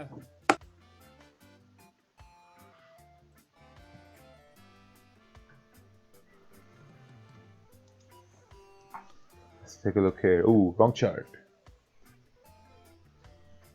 Uncle Raja, is the 1 hour time frame more reliable for entries but requires a lot of waiting? Yes, that's true. Raja, quick question. Do you know, like, with regards to, like, you get the volume coming in at the New York Open or the London Open, right? After that period, do you think it, like, is it continue? Can you continue trading, or would you advise, like, with this method that we do here, just to stop, or can I continue further if I wanted to? Well, you can continue if you want. As in, but the thing is, the reason, I mean, I don't, as soon as I do my little four hour slot, they're like 2 hours, 3 hours in London, and then 2 hours here roughly. I mean, that's it really. Yeah. But the thing is, continuing it, I mean, does the strategy still play out, or it doesn't? We don't get into that.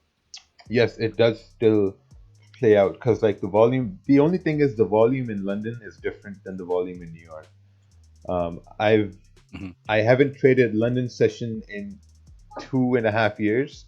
So if I start trading London session, this will be me stepping into something different, So, like, I mean, if you're comfortable with volume in London, like, you know how it moves, and slowly coming to New York, you're getting comfortable with what things happen in New York, then yeah, sure. If your risk is intact, and if you can really control yourself. That's a complete new variable to your trade style, isn't it?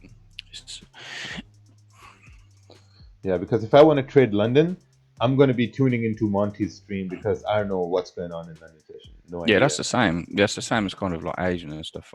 Not that it's loads and loads of volume, but I don't understand it enough. I just look for like lows and stuff like that sometimes. But I know when the volume comes and stuff, but I'm not aware of like patterns or something's happened over days and days and days. So, Oh, my buy stop got activated. This is Did it? I'm not looking anymore. Oh, yeah. That's it. Oh, 15 minutes looks all right.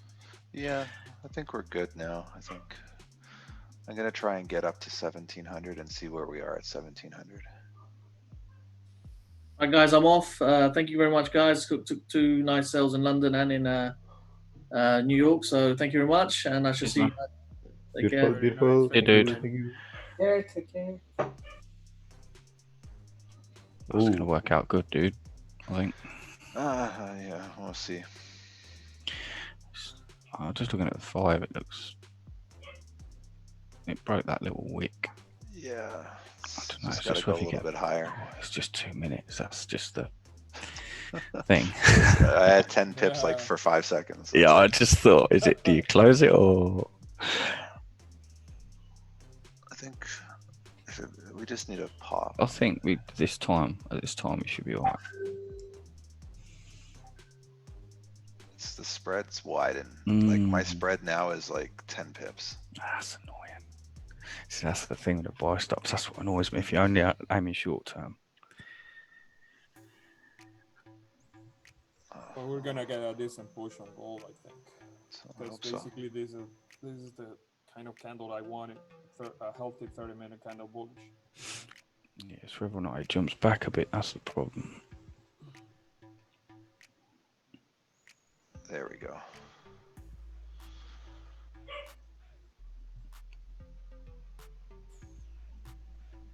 Oh, jeez, I just had 10 pips. I was just gonna say, did you just get out there and surely? No, I didn't. It went up 12 pips and then it dropped back down to 3. That's so annoying. It was quick, to be fair. Yeah, very quick. My magic keys wasn't magic enough. Come on now, get some. There you go. Okay. Quick. Deal with it. Deal with it. Good hit. Press the button. Yeah, there we go. Ooh. There you go. Well done. Buy Well stop done, mate. for 10. Yay. Great work, dude. Nice play. Yay, there it goes. Now you got 1708 coming. Yeah. There you go. That's good work. Ted, are you okay there? You're sounding a bit exhausted. Oh, no, I'm good. I didn't realize that my tone defined anything, but thank you for looking out for me. It's that muffled noise because of the beard. That's what it is. Yeah, maybe that's what it is too. I mean, I think a lot of times I sound disinterested because it's just the same crap that plays out all the time, and you see this sort of setup, and you're just like, really, like, can you just hurry up and get to the point? Like, it's not that I'm gonna win or lose, but it's just more of like, can you do it? Yeah. Yeah, we saw it, and it's like, just finish it. I sound sick. No, I'm not sick. I'm good. I mean, that's the worst thing. We're going to take a trade, and you're going to have to hold it for like 45 minutes in a 5-minute range. That's what I mean, right? That's like annoying. it is, right? Like, because I mean, this trade basically, what did I got in at 8:26 and I exited at 8:30. So I was in at 1698 and I exited at 1699.40. So I got 13 pips. It's not about bad hourly rate though, is it? That's what I mean. I was like, 5-minute candle, please. No, it's a good play, but you do that sometimes, and it just gets stuck. Oh god damn it! You just got to kind of hold it. The thing was there too is the way that it was moving, the way that the 30-minute finished. I really didn't want to get caught with the wick going to the downside, so I was hoping that 30-minute candle would just give a final push, like the new 30-minute candle would give me just that overflow from the previous 30-minute candle, so we get that little push up and then get out, because now it's rejecting again, right? So it's just really stupid. It's so the idea, once again, so what I'm saying with that overflow is, a lot of times you'll find that this little candle here, as an example, this area here, when it pulls back, the next candle will fill it right away, or just a little bit more, because it's an overflow from like the last candle closes, and then you get this pop, and then it pulls back down again. So those are little tricks that you can do too, is if you get caught with like the last 5-minute candle pulling back, sometimes the first 5-minute candle gives you that juice, or that first minute, and then you can exit. So it's almost like your second chance at that point. So that's why I wasn't too worried. But now it's like, okay, what happens here? Does this form support to go further up? I don't need to worry about that anymore. But you can turn around and now start taking a look over here to go further up at that point. But I got what I wanted out of the trade. Yeah, I'm always aware about the first 5-minute candles on the hour and the last 5-minute candle of the hour. Yeah.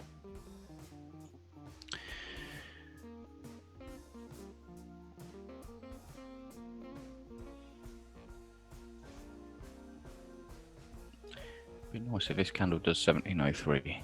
That'd be pretty cool.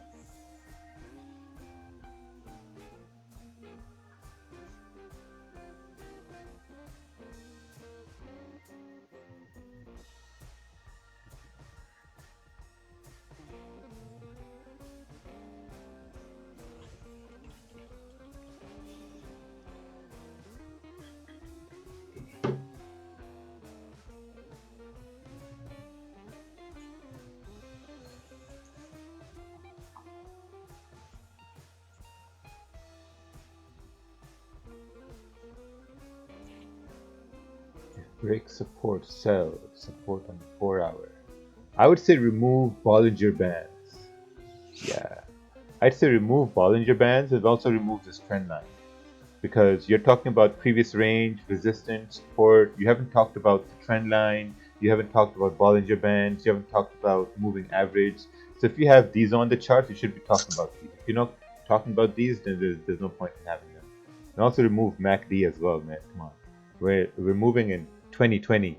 You know, you gotta have 2020. Well, no, we are in 2020, so you need 2020 vision. These are like dirty sunglasses indicators. You gotta look good. Yeah, too much. A lot of distraction. Yeah. I was joking about oil creating support earlier. Just to say, tunes on Monty Stream are a lot better. Well, you can stay on Monty Stream then. That's I'll take it. I'll take it. Yeah. Hey, what kind of tunes are you running over there? I actually don't know. It's like a little playlist thing. It's I'll send random, you that right? app. Yeah, it's like I've got there's an app. Hang on, let me see what it's called. It's pretty cool. You just press play and it just chooses all sorts. Yeah. Take a look there. Looking for buys above this area. That's good. That's very good. Who's this? Aussie. That's good. Yeah, I typed it in the Zoom, man. Oh, pretzel. Okay. Yeah, it's just something someone told me about, and then I tried it. It's actually pretty cool. Yeah, so the oil support that I was joking about worked. I don't know. Yeah, this idea is good. Taking buy above this level because you got a green range.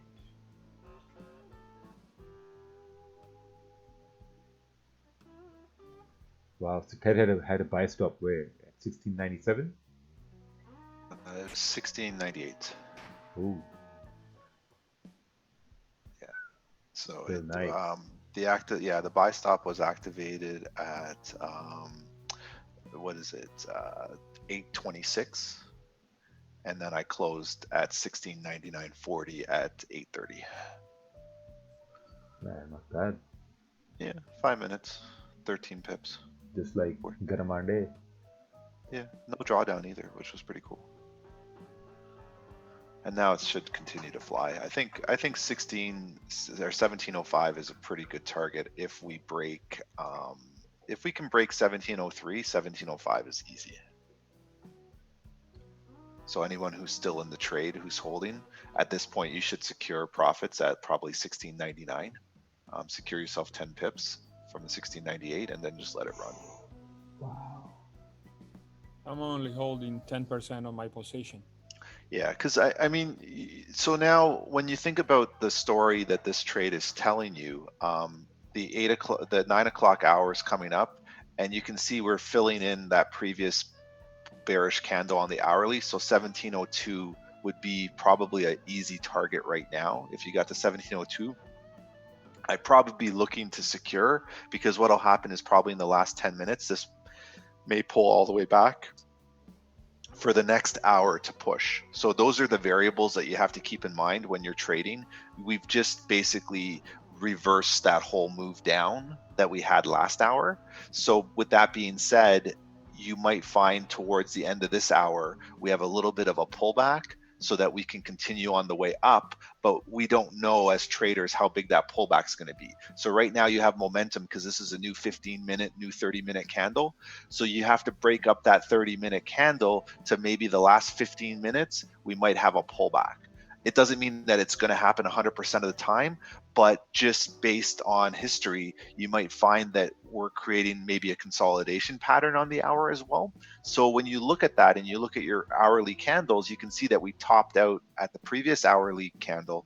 So that might be a sign of like, hey, maybe I should close or pull back or you know, secure profits, because at this point we're heading up into that range again, and it might reject that range. So these are variables that you have to apply on the fly, so to speak. And you can't be upset that if you close at 1702 or 1703, that now it flies to 1706 and you're like, oh, I should have held. No, you made the conscious decision based on what you're looking at, based on where we are in the market, based on the current time that we're in the market.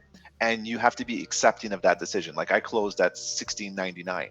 I could have held for a little bit more, but I was comfortable taking that position because I already had won a trade earlier today. So I'm not looking to try and add to my risk or have a losing trade. I want to just secure profit. This is my first 2 trades of the week, to be honest, too.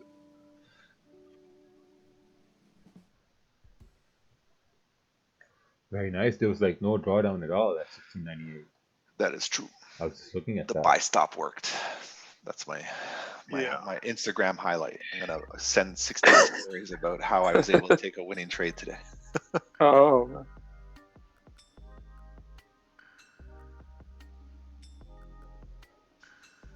But yeah, if you look at the hour candle, we're approaching that top area. So this was a good point to take profit or to close your trade or to secure profit, to be honest.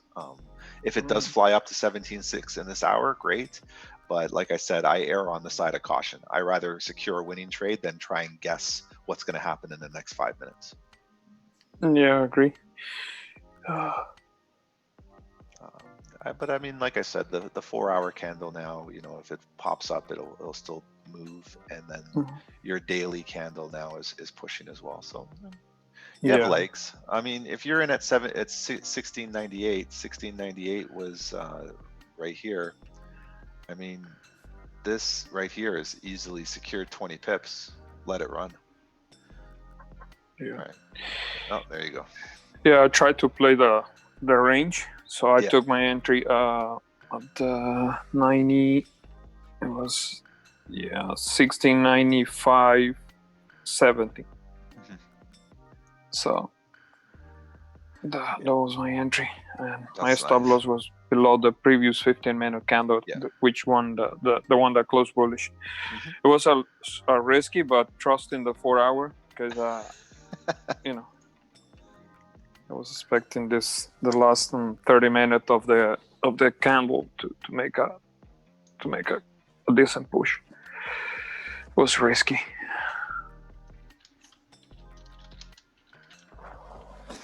Yeah, so I just marked out that zone that we're entering right now. So at any point, we can either go all the way to the top of this zone or reject this zone altogether. So this is something you have to be aware of, and then you match that up with where we are currently in the market. We're at like 840, almost 845. So we're coming to the last 15 minutes of the hour candle. So you might find there could be a pullback, and then the next hour candle continue to push up. But how much is this pullback going to be? We don't know. So this is where timing of your exits are very important, and understanding what's happening in the story of your trade or the candles that you're working with. So you have to make a conscious decision now that we've entered this zone. Hey, this might be a time for me to exit and secure profits, but if I'm comfortable, I'll just hold. And there could be a point where we return all the way back to 1700, and now you've lost out on this. But you can't complain that you lost out on that extra profit if indeed you're trying to get up here. So you have to make those decisions. These are decisions only you can make. I can't help you with that decision. Rakeel can't help you with that decision. No one can help you with that decision. You either choose to hold or you choose to close. What is that? What do you determine that on? That's your personal preference.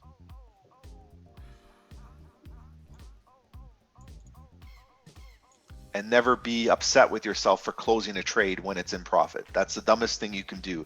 You are basically inflicting a negative connotation with a positive outcome. Yeah. Don't punish yourself for having a profitable trade. That's the dumbest thing you can do. Look at the trade and evaluate it and say, hey, I did a great job. What are some things I could do better? Don't say, well, it sucks that I closed early because now I missed out on all that profit. That's the dumbest thing you can do to yourself, because now what you're always going to do in your mindset is, well, if I hold it a little bit longer, I can get more. If I hold it a little bit longer, I can get more. There's a point where you're not going to get more. That's just the market. The market moves in waves. So take your profits and be happy with them and evaluate, hey, this was a great trade. I made money. How can I do this all the time and make money? And then if I'm looking to make a little bit more money, what are some opportunities that I can see in making more money here? Mm-hmm. It also goes the same way when you hold it to a specific place, because you start to hold longer. When it doesn't reach your target, oh man, why did I close there? When it, you go the opposite side of the coin. Then, do you know what I mean? I'm never worried about closing a trade early, because there's a lot of times where it reverses 100% and you're like, thank God I closed. And those are the times I remember. I always remember the thank God I closed, not the, oh man, it moved another 60 pips. Like, that doesn't pay. Yeah, same happened to me. Yeah. Things I used to do a lot when I was younger, to be fair. Exactly that. You think, oh, I'll just leave it a little bit longer, and then it comes back. You're like, God damn it! And then this happened like 5-6 times this week, for example. And you're like, just think of what you could have if you'd actually followed your rules. That's what's important. Yeah. You still in, Kevin? Yeah, I have 10% running. Good trade, dude. Yeah. What do you think about Bollinger Bands? Nothing at all. I mean, if the good profits are there, might as well secure. Yes. Sometimes I take a trade and my stops are 14 pips. My TP is like 15, 16 pips. And I secure 10 pips. Even then, I secure 10 pips and I leave the rest at runner and let it run. Ooh, Gigi is also turning around over here slowly. Yeah, I'm watching. It's not got a low wick yet, but yeah, I was looking at the price.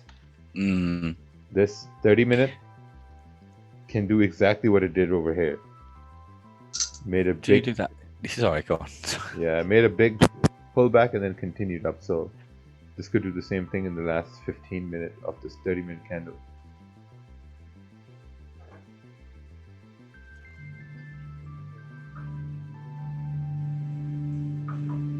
Oh. Ooh. 2, 3. Someone's planes flying overhead. Every time I hear that, I think of Call of Duty. Quick, UAV. Yeah, UAV. Yeah, UAV inbound.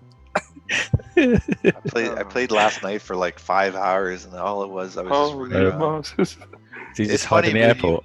It's funny when you play with people that you don't know, how the different strategies work. Like, some teams are very cohesive and they're like, oh, do this, and then there's other teams that everyone just is a free for all.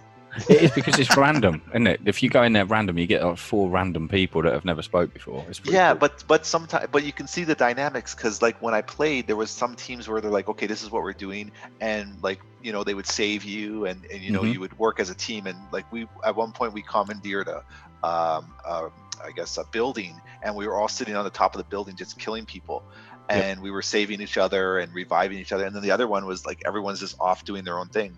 And then eventually, when there's 2 left, the other guy drives by with a car and picks you up. And it's like, okay, we gotta try and save ourselves. That's good. Yeah, I always get them teams that when I get downed or something, I just don't get revived. And they run off into the fields and stuff. And I'm like, what's going on here? It's supposed to be a team game, right? Yeah. You guys have played with Jivan? Yeah. We got done by Airstrike. Really it's pretty good. We were doing really good on one time, and then we both run down this one road, and then we got smashed by missiles. We were doing so good too. Gartek is a pro, man. Yeah, for real. Oh.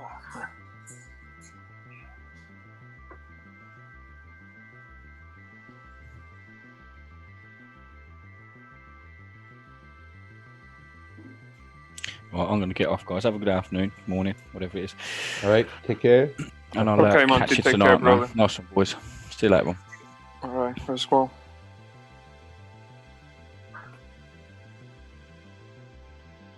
So US 30 should be going up since there's clean candles to the left. Yeah, it's gonna make a good move.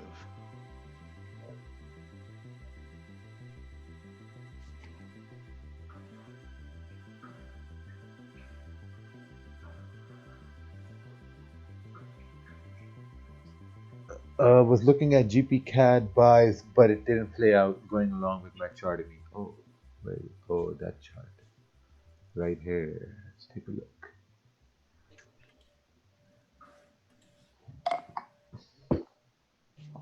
Oh, yeah, it didn't play out.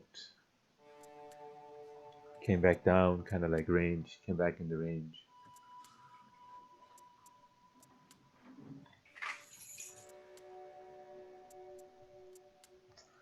GJ is just turning into some serious problems here. See candles printing side by side, can't break above 133, 230, 250. Just ranging. Range.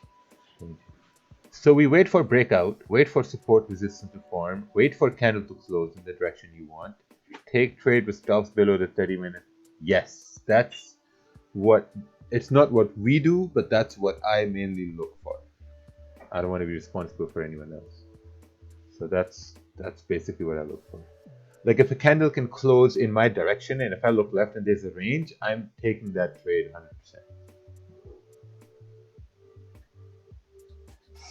You did an amazing job with the GJ buys. Thank you, Kevin. You do amazing job every day, man. Thanks, man. Like I had to wait for the pullback on the hour to enter on GJ because it was too high for me. Yeah. Yeah, so the pullback worked it out really good. It got pretty. I got a little bit anxious when it started to pull down, but I had like a 2 lot running, you know. So I was like, okay, it's still fine. But when it started to push up, I added more. I'm like, yeah, this is gonna continue bullish. Yeah. I was expecting it to continue moving till 400, but it didn't. Yeah, the problem is the structure that we have to the left. It's gonna take if this trade has to break to the upside, it's gonna take some time. It's not gonna break because we don't have enough momentum. I don't see enough momentum on GBP to continue going up. Yeah, that's true. I guess tomorrow we're gonna do more. Yeah, tomorrow's gonna be another day.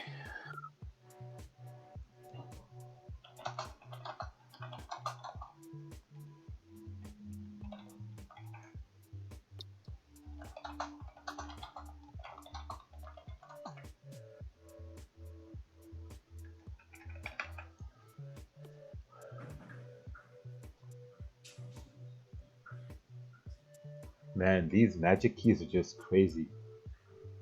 I mean, the execution on the magic keys. One big problem that magic keys has solved for me personally. At times, I would move my mouse to MP4, and then I would drag my stop loss, and then I would think about it, and then by the time I'd be done of that process, I would have had 6 thoughts going through my mind. Should I move it? Should I keep it? Should I break it in half? This and that. But with magic keys, it's just there. You press the button, and then there's no coming back from it. There's no thinking. Yeah. Now you're like Ted. Just press the button. That's it. Yeah, like Ted does it manually, no problem at all. I'm pretty sure he doesn't use magic keys as much because just so. No, I like he's magic using keys. I like magic keys. Yeah. Oh, nice. Yeah. So it's just that it's too quick. Like at times, like yesterday I closed half my position as it came to my entries, and if I would have done that manually, it would have taken a little bit of work. But here, just pressed one button, and that was it. It's like a combo move in Mortal Kombat, just press 2 buttons. Yeah, one closes half, the other brings stops to break even. Done. Yeah, that's my favorite setting, the closing half and stop loss at break even. Yeah. That's easy. Yeah, done. Yeah. So if someone's wondering what it is, this is it right over here. So yeah, these this button, close half and stop loss at entry. Boom, boom. And it's almost sold out again, right? Yeah, it's almost sold out again. Yeah, the manufacturer we work with, they're catching on to us. Catching on to you. Yeah, he's like, why are you guys getting so many calculators? Because we just got a 300 package yesterday and we were thinking of ordering 300 more, but we're like, no, we gotta wait because this guy might increase the rate on us, you know? Yeah. They're probably wondering, why the fuck are these guys doing with these calculators? So finally, the shipping was so expensive, or they found a way to lower the shipping? No, it's not lowered. The shipping increased because not many couriers are working right now. So yeah, so you're paying a lot for shipping. Yeah, that makes sense. Yeah. Plus, like it's the rates, shipping rates increase. The time it takes for shipment has increased as well. Yeah, a whole lot of issues coming with Corona. Yeah, because now it should take more time to leave customs. Yeah. Yeah. Ooh, wow! Look at gold. Yeah, it's moving beautiful. Oh, there goes gold.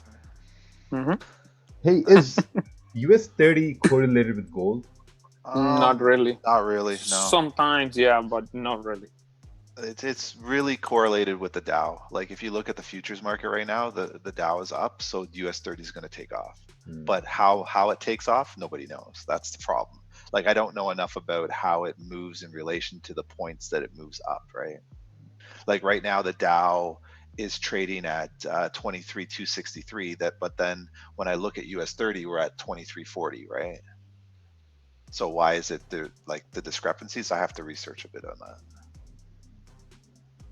Yeah, it's interesting to study this now. I'm gonna close gold now. Nice. I'm not gonna wait for the last 4 minutes of this 1 hour candle to pull back all the way down.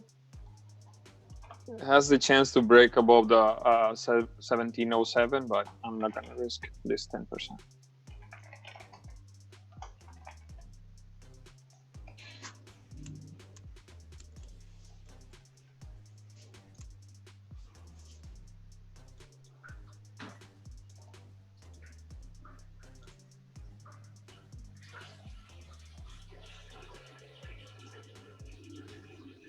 Uh-oh.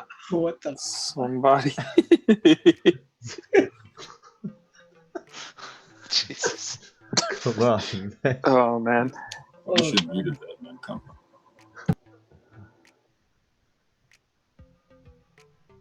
Dow is US 30. No, I think, yeah, they're different. Yeah, it is. Oh, okay. Depending on the broker, yeah. Yeah, like it's got a clean move. If the US 30 can go all the way to like 500, 600. Oh, so these are the points here. Yeah. Okay.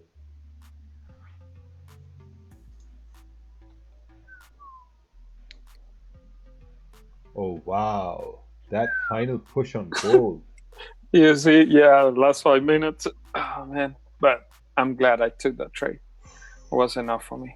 Wow, Ted, from 1698. I know. Yeah. All the way over here. 100 pips. We did it. We did it. Yeah.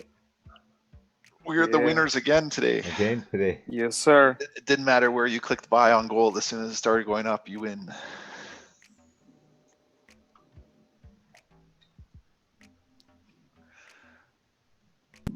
Lots of interest.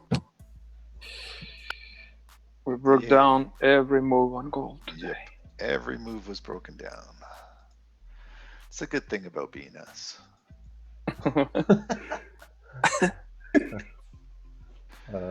US 30 went up because of oil. Oil companies are recovering. Oh. Very nice. What lot size do you recommend on account 500 or less? I think 0.05 would be good. Depends on how much you want to risk a day. You know, how much you're willing to risk in a given day. That is true. For example, my risk every day is around $300, $200 to $300. There's no way I'm letting myself lose more than $200-300.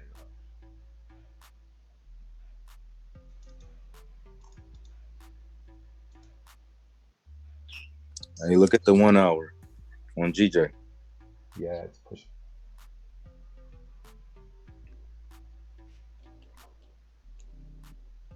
Yeah, GJ should continue till like 133, 400, the Yep. top of that range.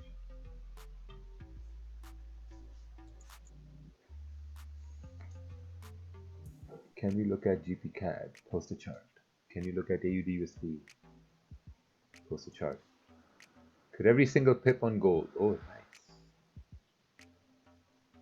Now that 4 hour on gold looks, holy Moses, healthy. Yeah, imagine this was all the way down over here. It even went bearish for a little bit. Yeah. This is the thing about gold. 1 or 2 bearish candles doesn't mean it's changing direction. Mm-mm. Yeah, they like to play. Yeah.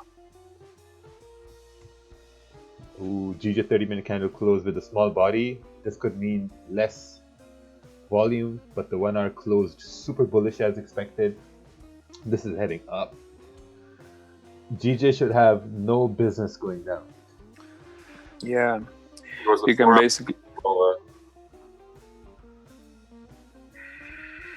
Yeah, you can basically wait it out about that small resistance right now and at least get 20 pips on that move to the upside.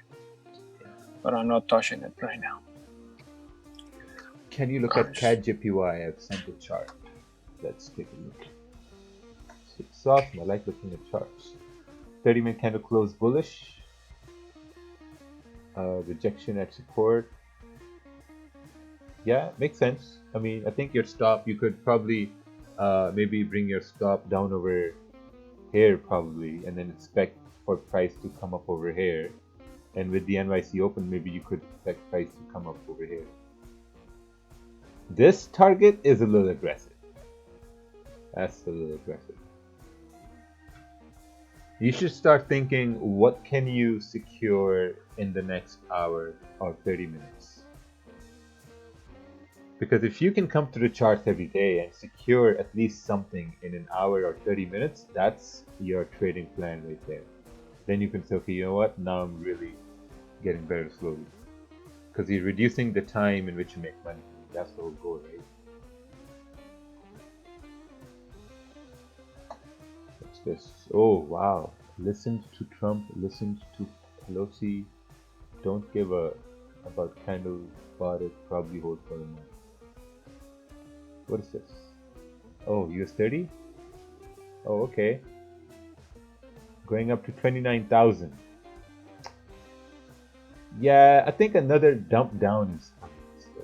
I don't know when, but well, I think the stop should be down over here then, around 20,000. Because that's just asking for the stop to get hit.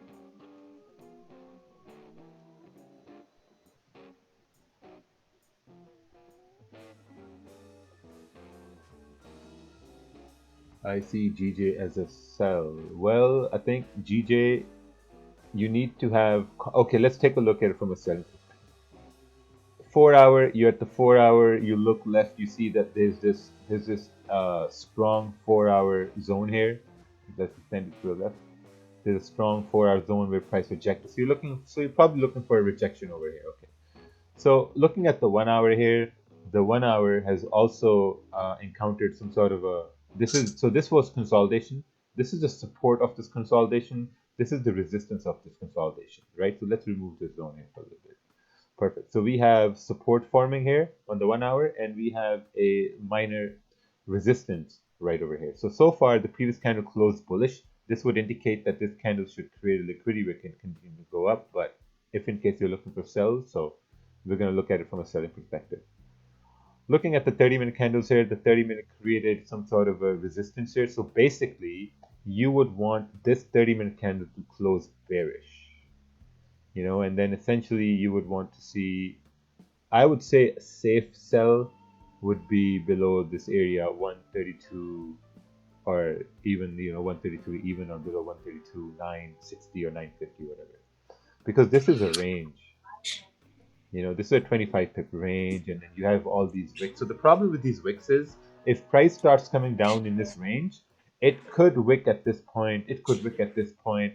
But if price breaks below this area, then you know the price is going to continue moving down to possibly this area over here, or even further down to this area over here, if you're looking for sells. So for sells, you'll have to wait for price to break below 133. But if you're looking for buys, I think you're buying and then you're placing a stop at like 133.050, which is going to be around 14, 15 pips. And you're aiming for price to come up above to 133.400 or 133.450. I mean, on the 1 hour, it makes much more sense.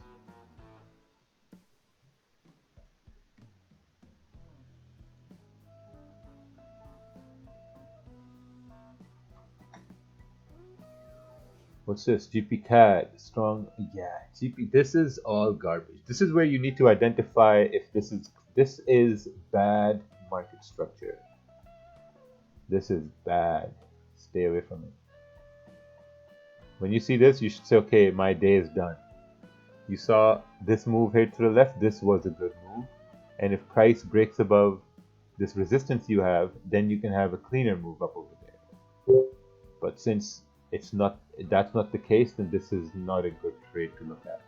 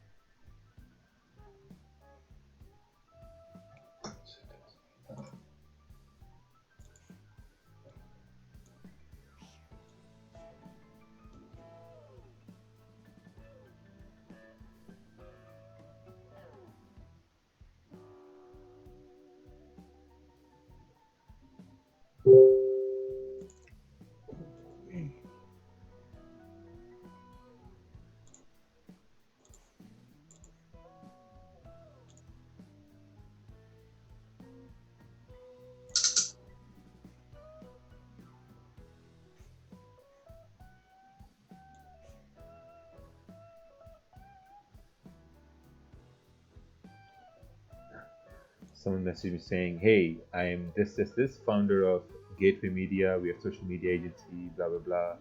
They want to increase my followers. This is really hilarious. So the followers this person has are 16,000. So I'm like, how come you have less followers? And he's like, well, I'm a part of 10 million plus network on Instagram. 10 million plus. This was just my company's page. I would like to hop on a call with you. I said, okay. I hope to hop on a call with the 10 million plus network, not with their worker. And then he said, okay, well, if you need anything, just let me know. I mean, I want to talk to the boss, not the middleman. I want to get the best I deal. love people try and swindle that. Oh, this is I'm part of this. Yeah, sure you are. All right, I'm just going to believe that. Yeah. The same person messaged me. I didn't even look at it. Yeah.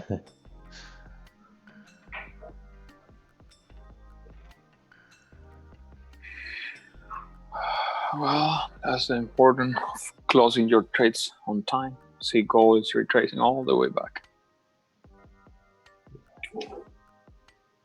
Hey, just curious, is your name Raja or Rakeel? And why Banks?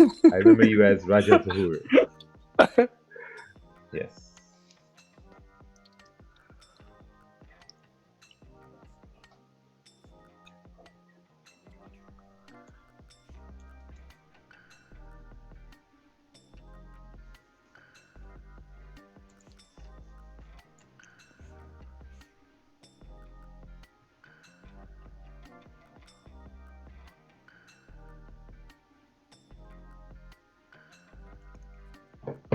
What are you looking for on GJ? Actually, nothing. I had one trade in the morning. Yeah, it was this candle here that went up. This was my trade in the morning. And now I'm just nothing. I'm actually thinking of heading to Walmart to buy some printer ink. That's my agenda for today. That's good. Are you guys standing in line over at your Walmart? Yeah, so we have two Walmarts, one where there's lines, and then I go to the other one that has no lines. Oh, okay. Yeah, so Yeah, that there's a has, line. yeah.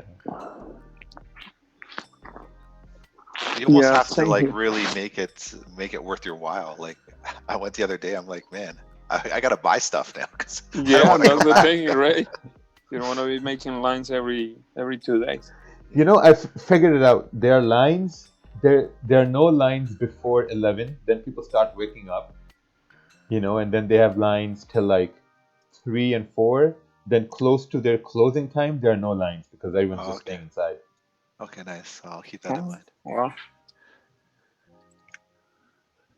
Yeah, there's a hack. Figured out the hack. Because every day I drive by, I'm like, oh my god, I have to go to the other one now. Raja, is scalping a good strategy to use at the moment? I think it's an awesome strategy. It's working for me. You know what's working for me? I think that's amazing. Yes. So, but I think scalping also invites a lot of bad habits too. Because the trade I took, it took me maybe like 16 minutes, and since then I've just been watching and sitting and basically I've been watching good trade ideas play out. And it takes a lot of discipline for you not to act on those ideas because you've already executed before. That's where scalping takes a turn to the worst. And then they say, oh, scalping doesn't work. No, you don't let your discipline work. I think that's very true. When it comes to scalping, a lot of people don't understand the limitations of the market. And I think that's something that you got to get accustomed to. But if you've never done anything that involves some sort of risk or some sort of opportunity cost, you don't recognize that. And that's what I've told a lot of people is when you look at trading, if you've ever gone and gambled, you know that the more you stay to gamble, the more chances are you have a chance of losing. But a lot of people don't know that. That's not something that you just know innately. You have to experience that. And that's why people say scalping can be bad or scalping doesn't make sense. It's because your scalp is only going to be one trade. Maybe it's 10, 20, 30, maybe 40 pips. That's it. Like that's the trade. Like there's nothing more to take, right? And it sucks because you have $100 account and you just made $4. That's what the trade was, right? People can't manage that emotionally. They can't manage that in their head that, well, I just did this work and I made $4 on my $100 account. But that's what the trade was. And that's the reason why a lot of times in general trading fails, but more importantly, scalping fails, because you make such an easy, fast trade. And then the next thing you're doing is like, where's the next opportunity? Because I didn't make enough right now. But it's like, no, you did. That was what the market presented itself. Like you got the best presentation of the market, right? And Raja hit it on the head where he says, I took one trade and that was it. Right. And it's like, yeah, you had the profitable trade. It's like I took 2 trades today and both were profitable and I had no problems. So my day is done. It's not the dollar amount. It's I finished the day on a positive note. Tomorrow's another day. And then the next day, a lot of people just don't have that routine or that habit of showing up every day. People, I'm busy with my job. I'm busy with school. That's fine. But you can't expect to have perfect opportunities every single day because of the fact if you're not showing up every single day. But when you start showing up every single day, you start to realize you're like, all right, I got my trade for today. I'll come back tomorrow and see if there's an opportunity. Or this trade ran 70 pips instead of only running 20. Like I'm happy with that, right? And a lot of people don't. They forget that. And that's the toughest part about trading is understanding that the longevity is there. You just have to put in the time.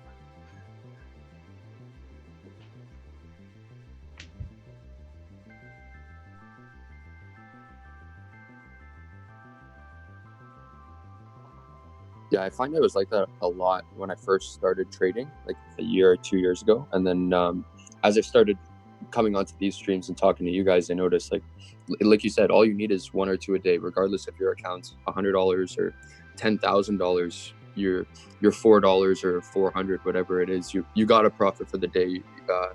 Run with it and keep it, save it for tomorrow, and make more tomorrow, instead of losing the money today and you're back to square one tomorrow morning. Yeah, and I think as you trade more often, you will find that like you become a lot more calmer because of the fact that you're like, hey, like I didn't trade Monday, Tuesday.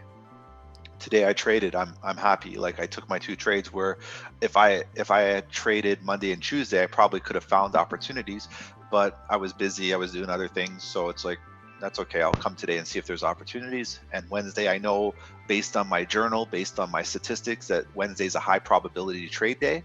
So I know that I should be paying a little bit more attention because of my journal. And based on my journal, I know that there could be an opportunity here, right? So I know Wednesdays are my bread and butter, Thursdays are my bread and butter. So I pay a little bit more attention to those days. Doesn't mean that there's always going to be a trade, but based on historical data that I have gotten for myself because I've been trading and following my journal, I know that those are opportunities that I'm looking for at that point.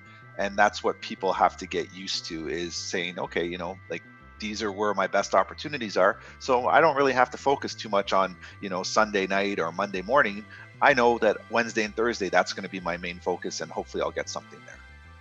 And the more that you do that, the better off you're going to do in overall in your trading, and you have your longevity at that point where you're able to continuously trade and squeak out little bits of profit here and there. I mean, you just follow Raj's story on Instagram that, you know, you make 4,000 or 5,000 in a week just trading small little, you know, $1 lot, $5 lot, $3 lot trades. It adds up very quickly. So, you know, you do the same thing with any size account. It's relative to your income, your age, you know, your financial capacity, things of that nature, right?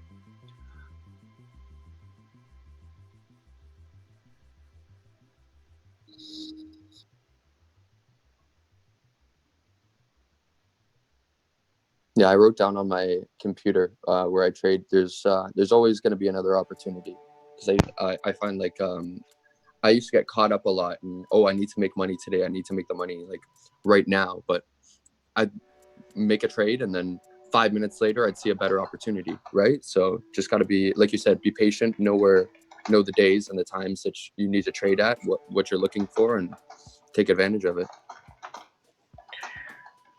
Yeah, things take time. There's a friend of mine that says that.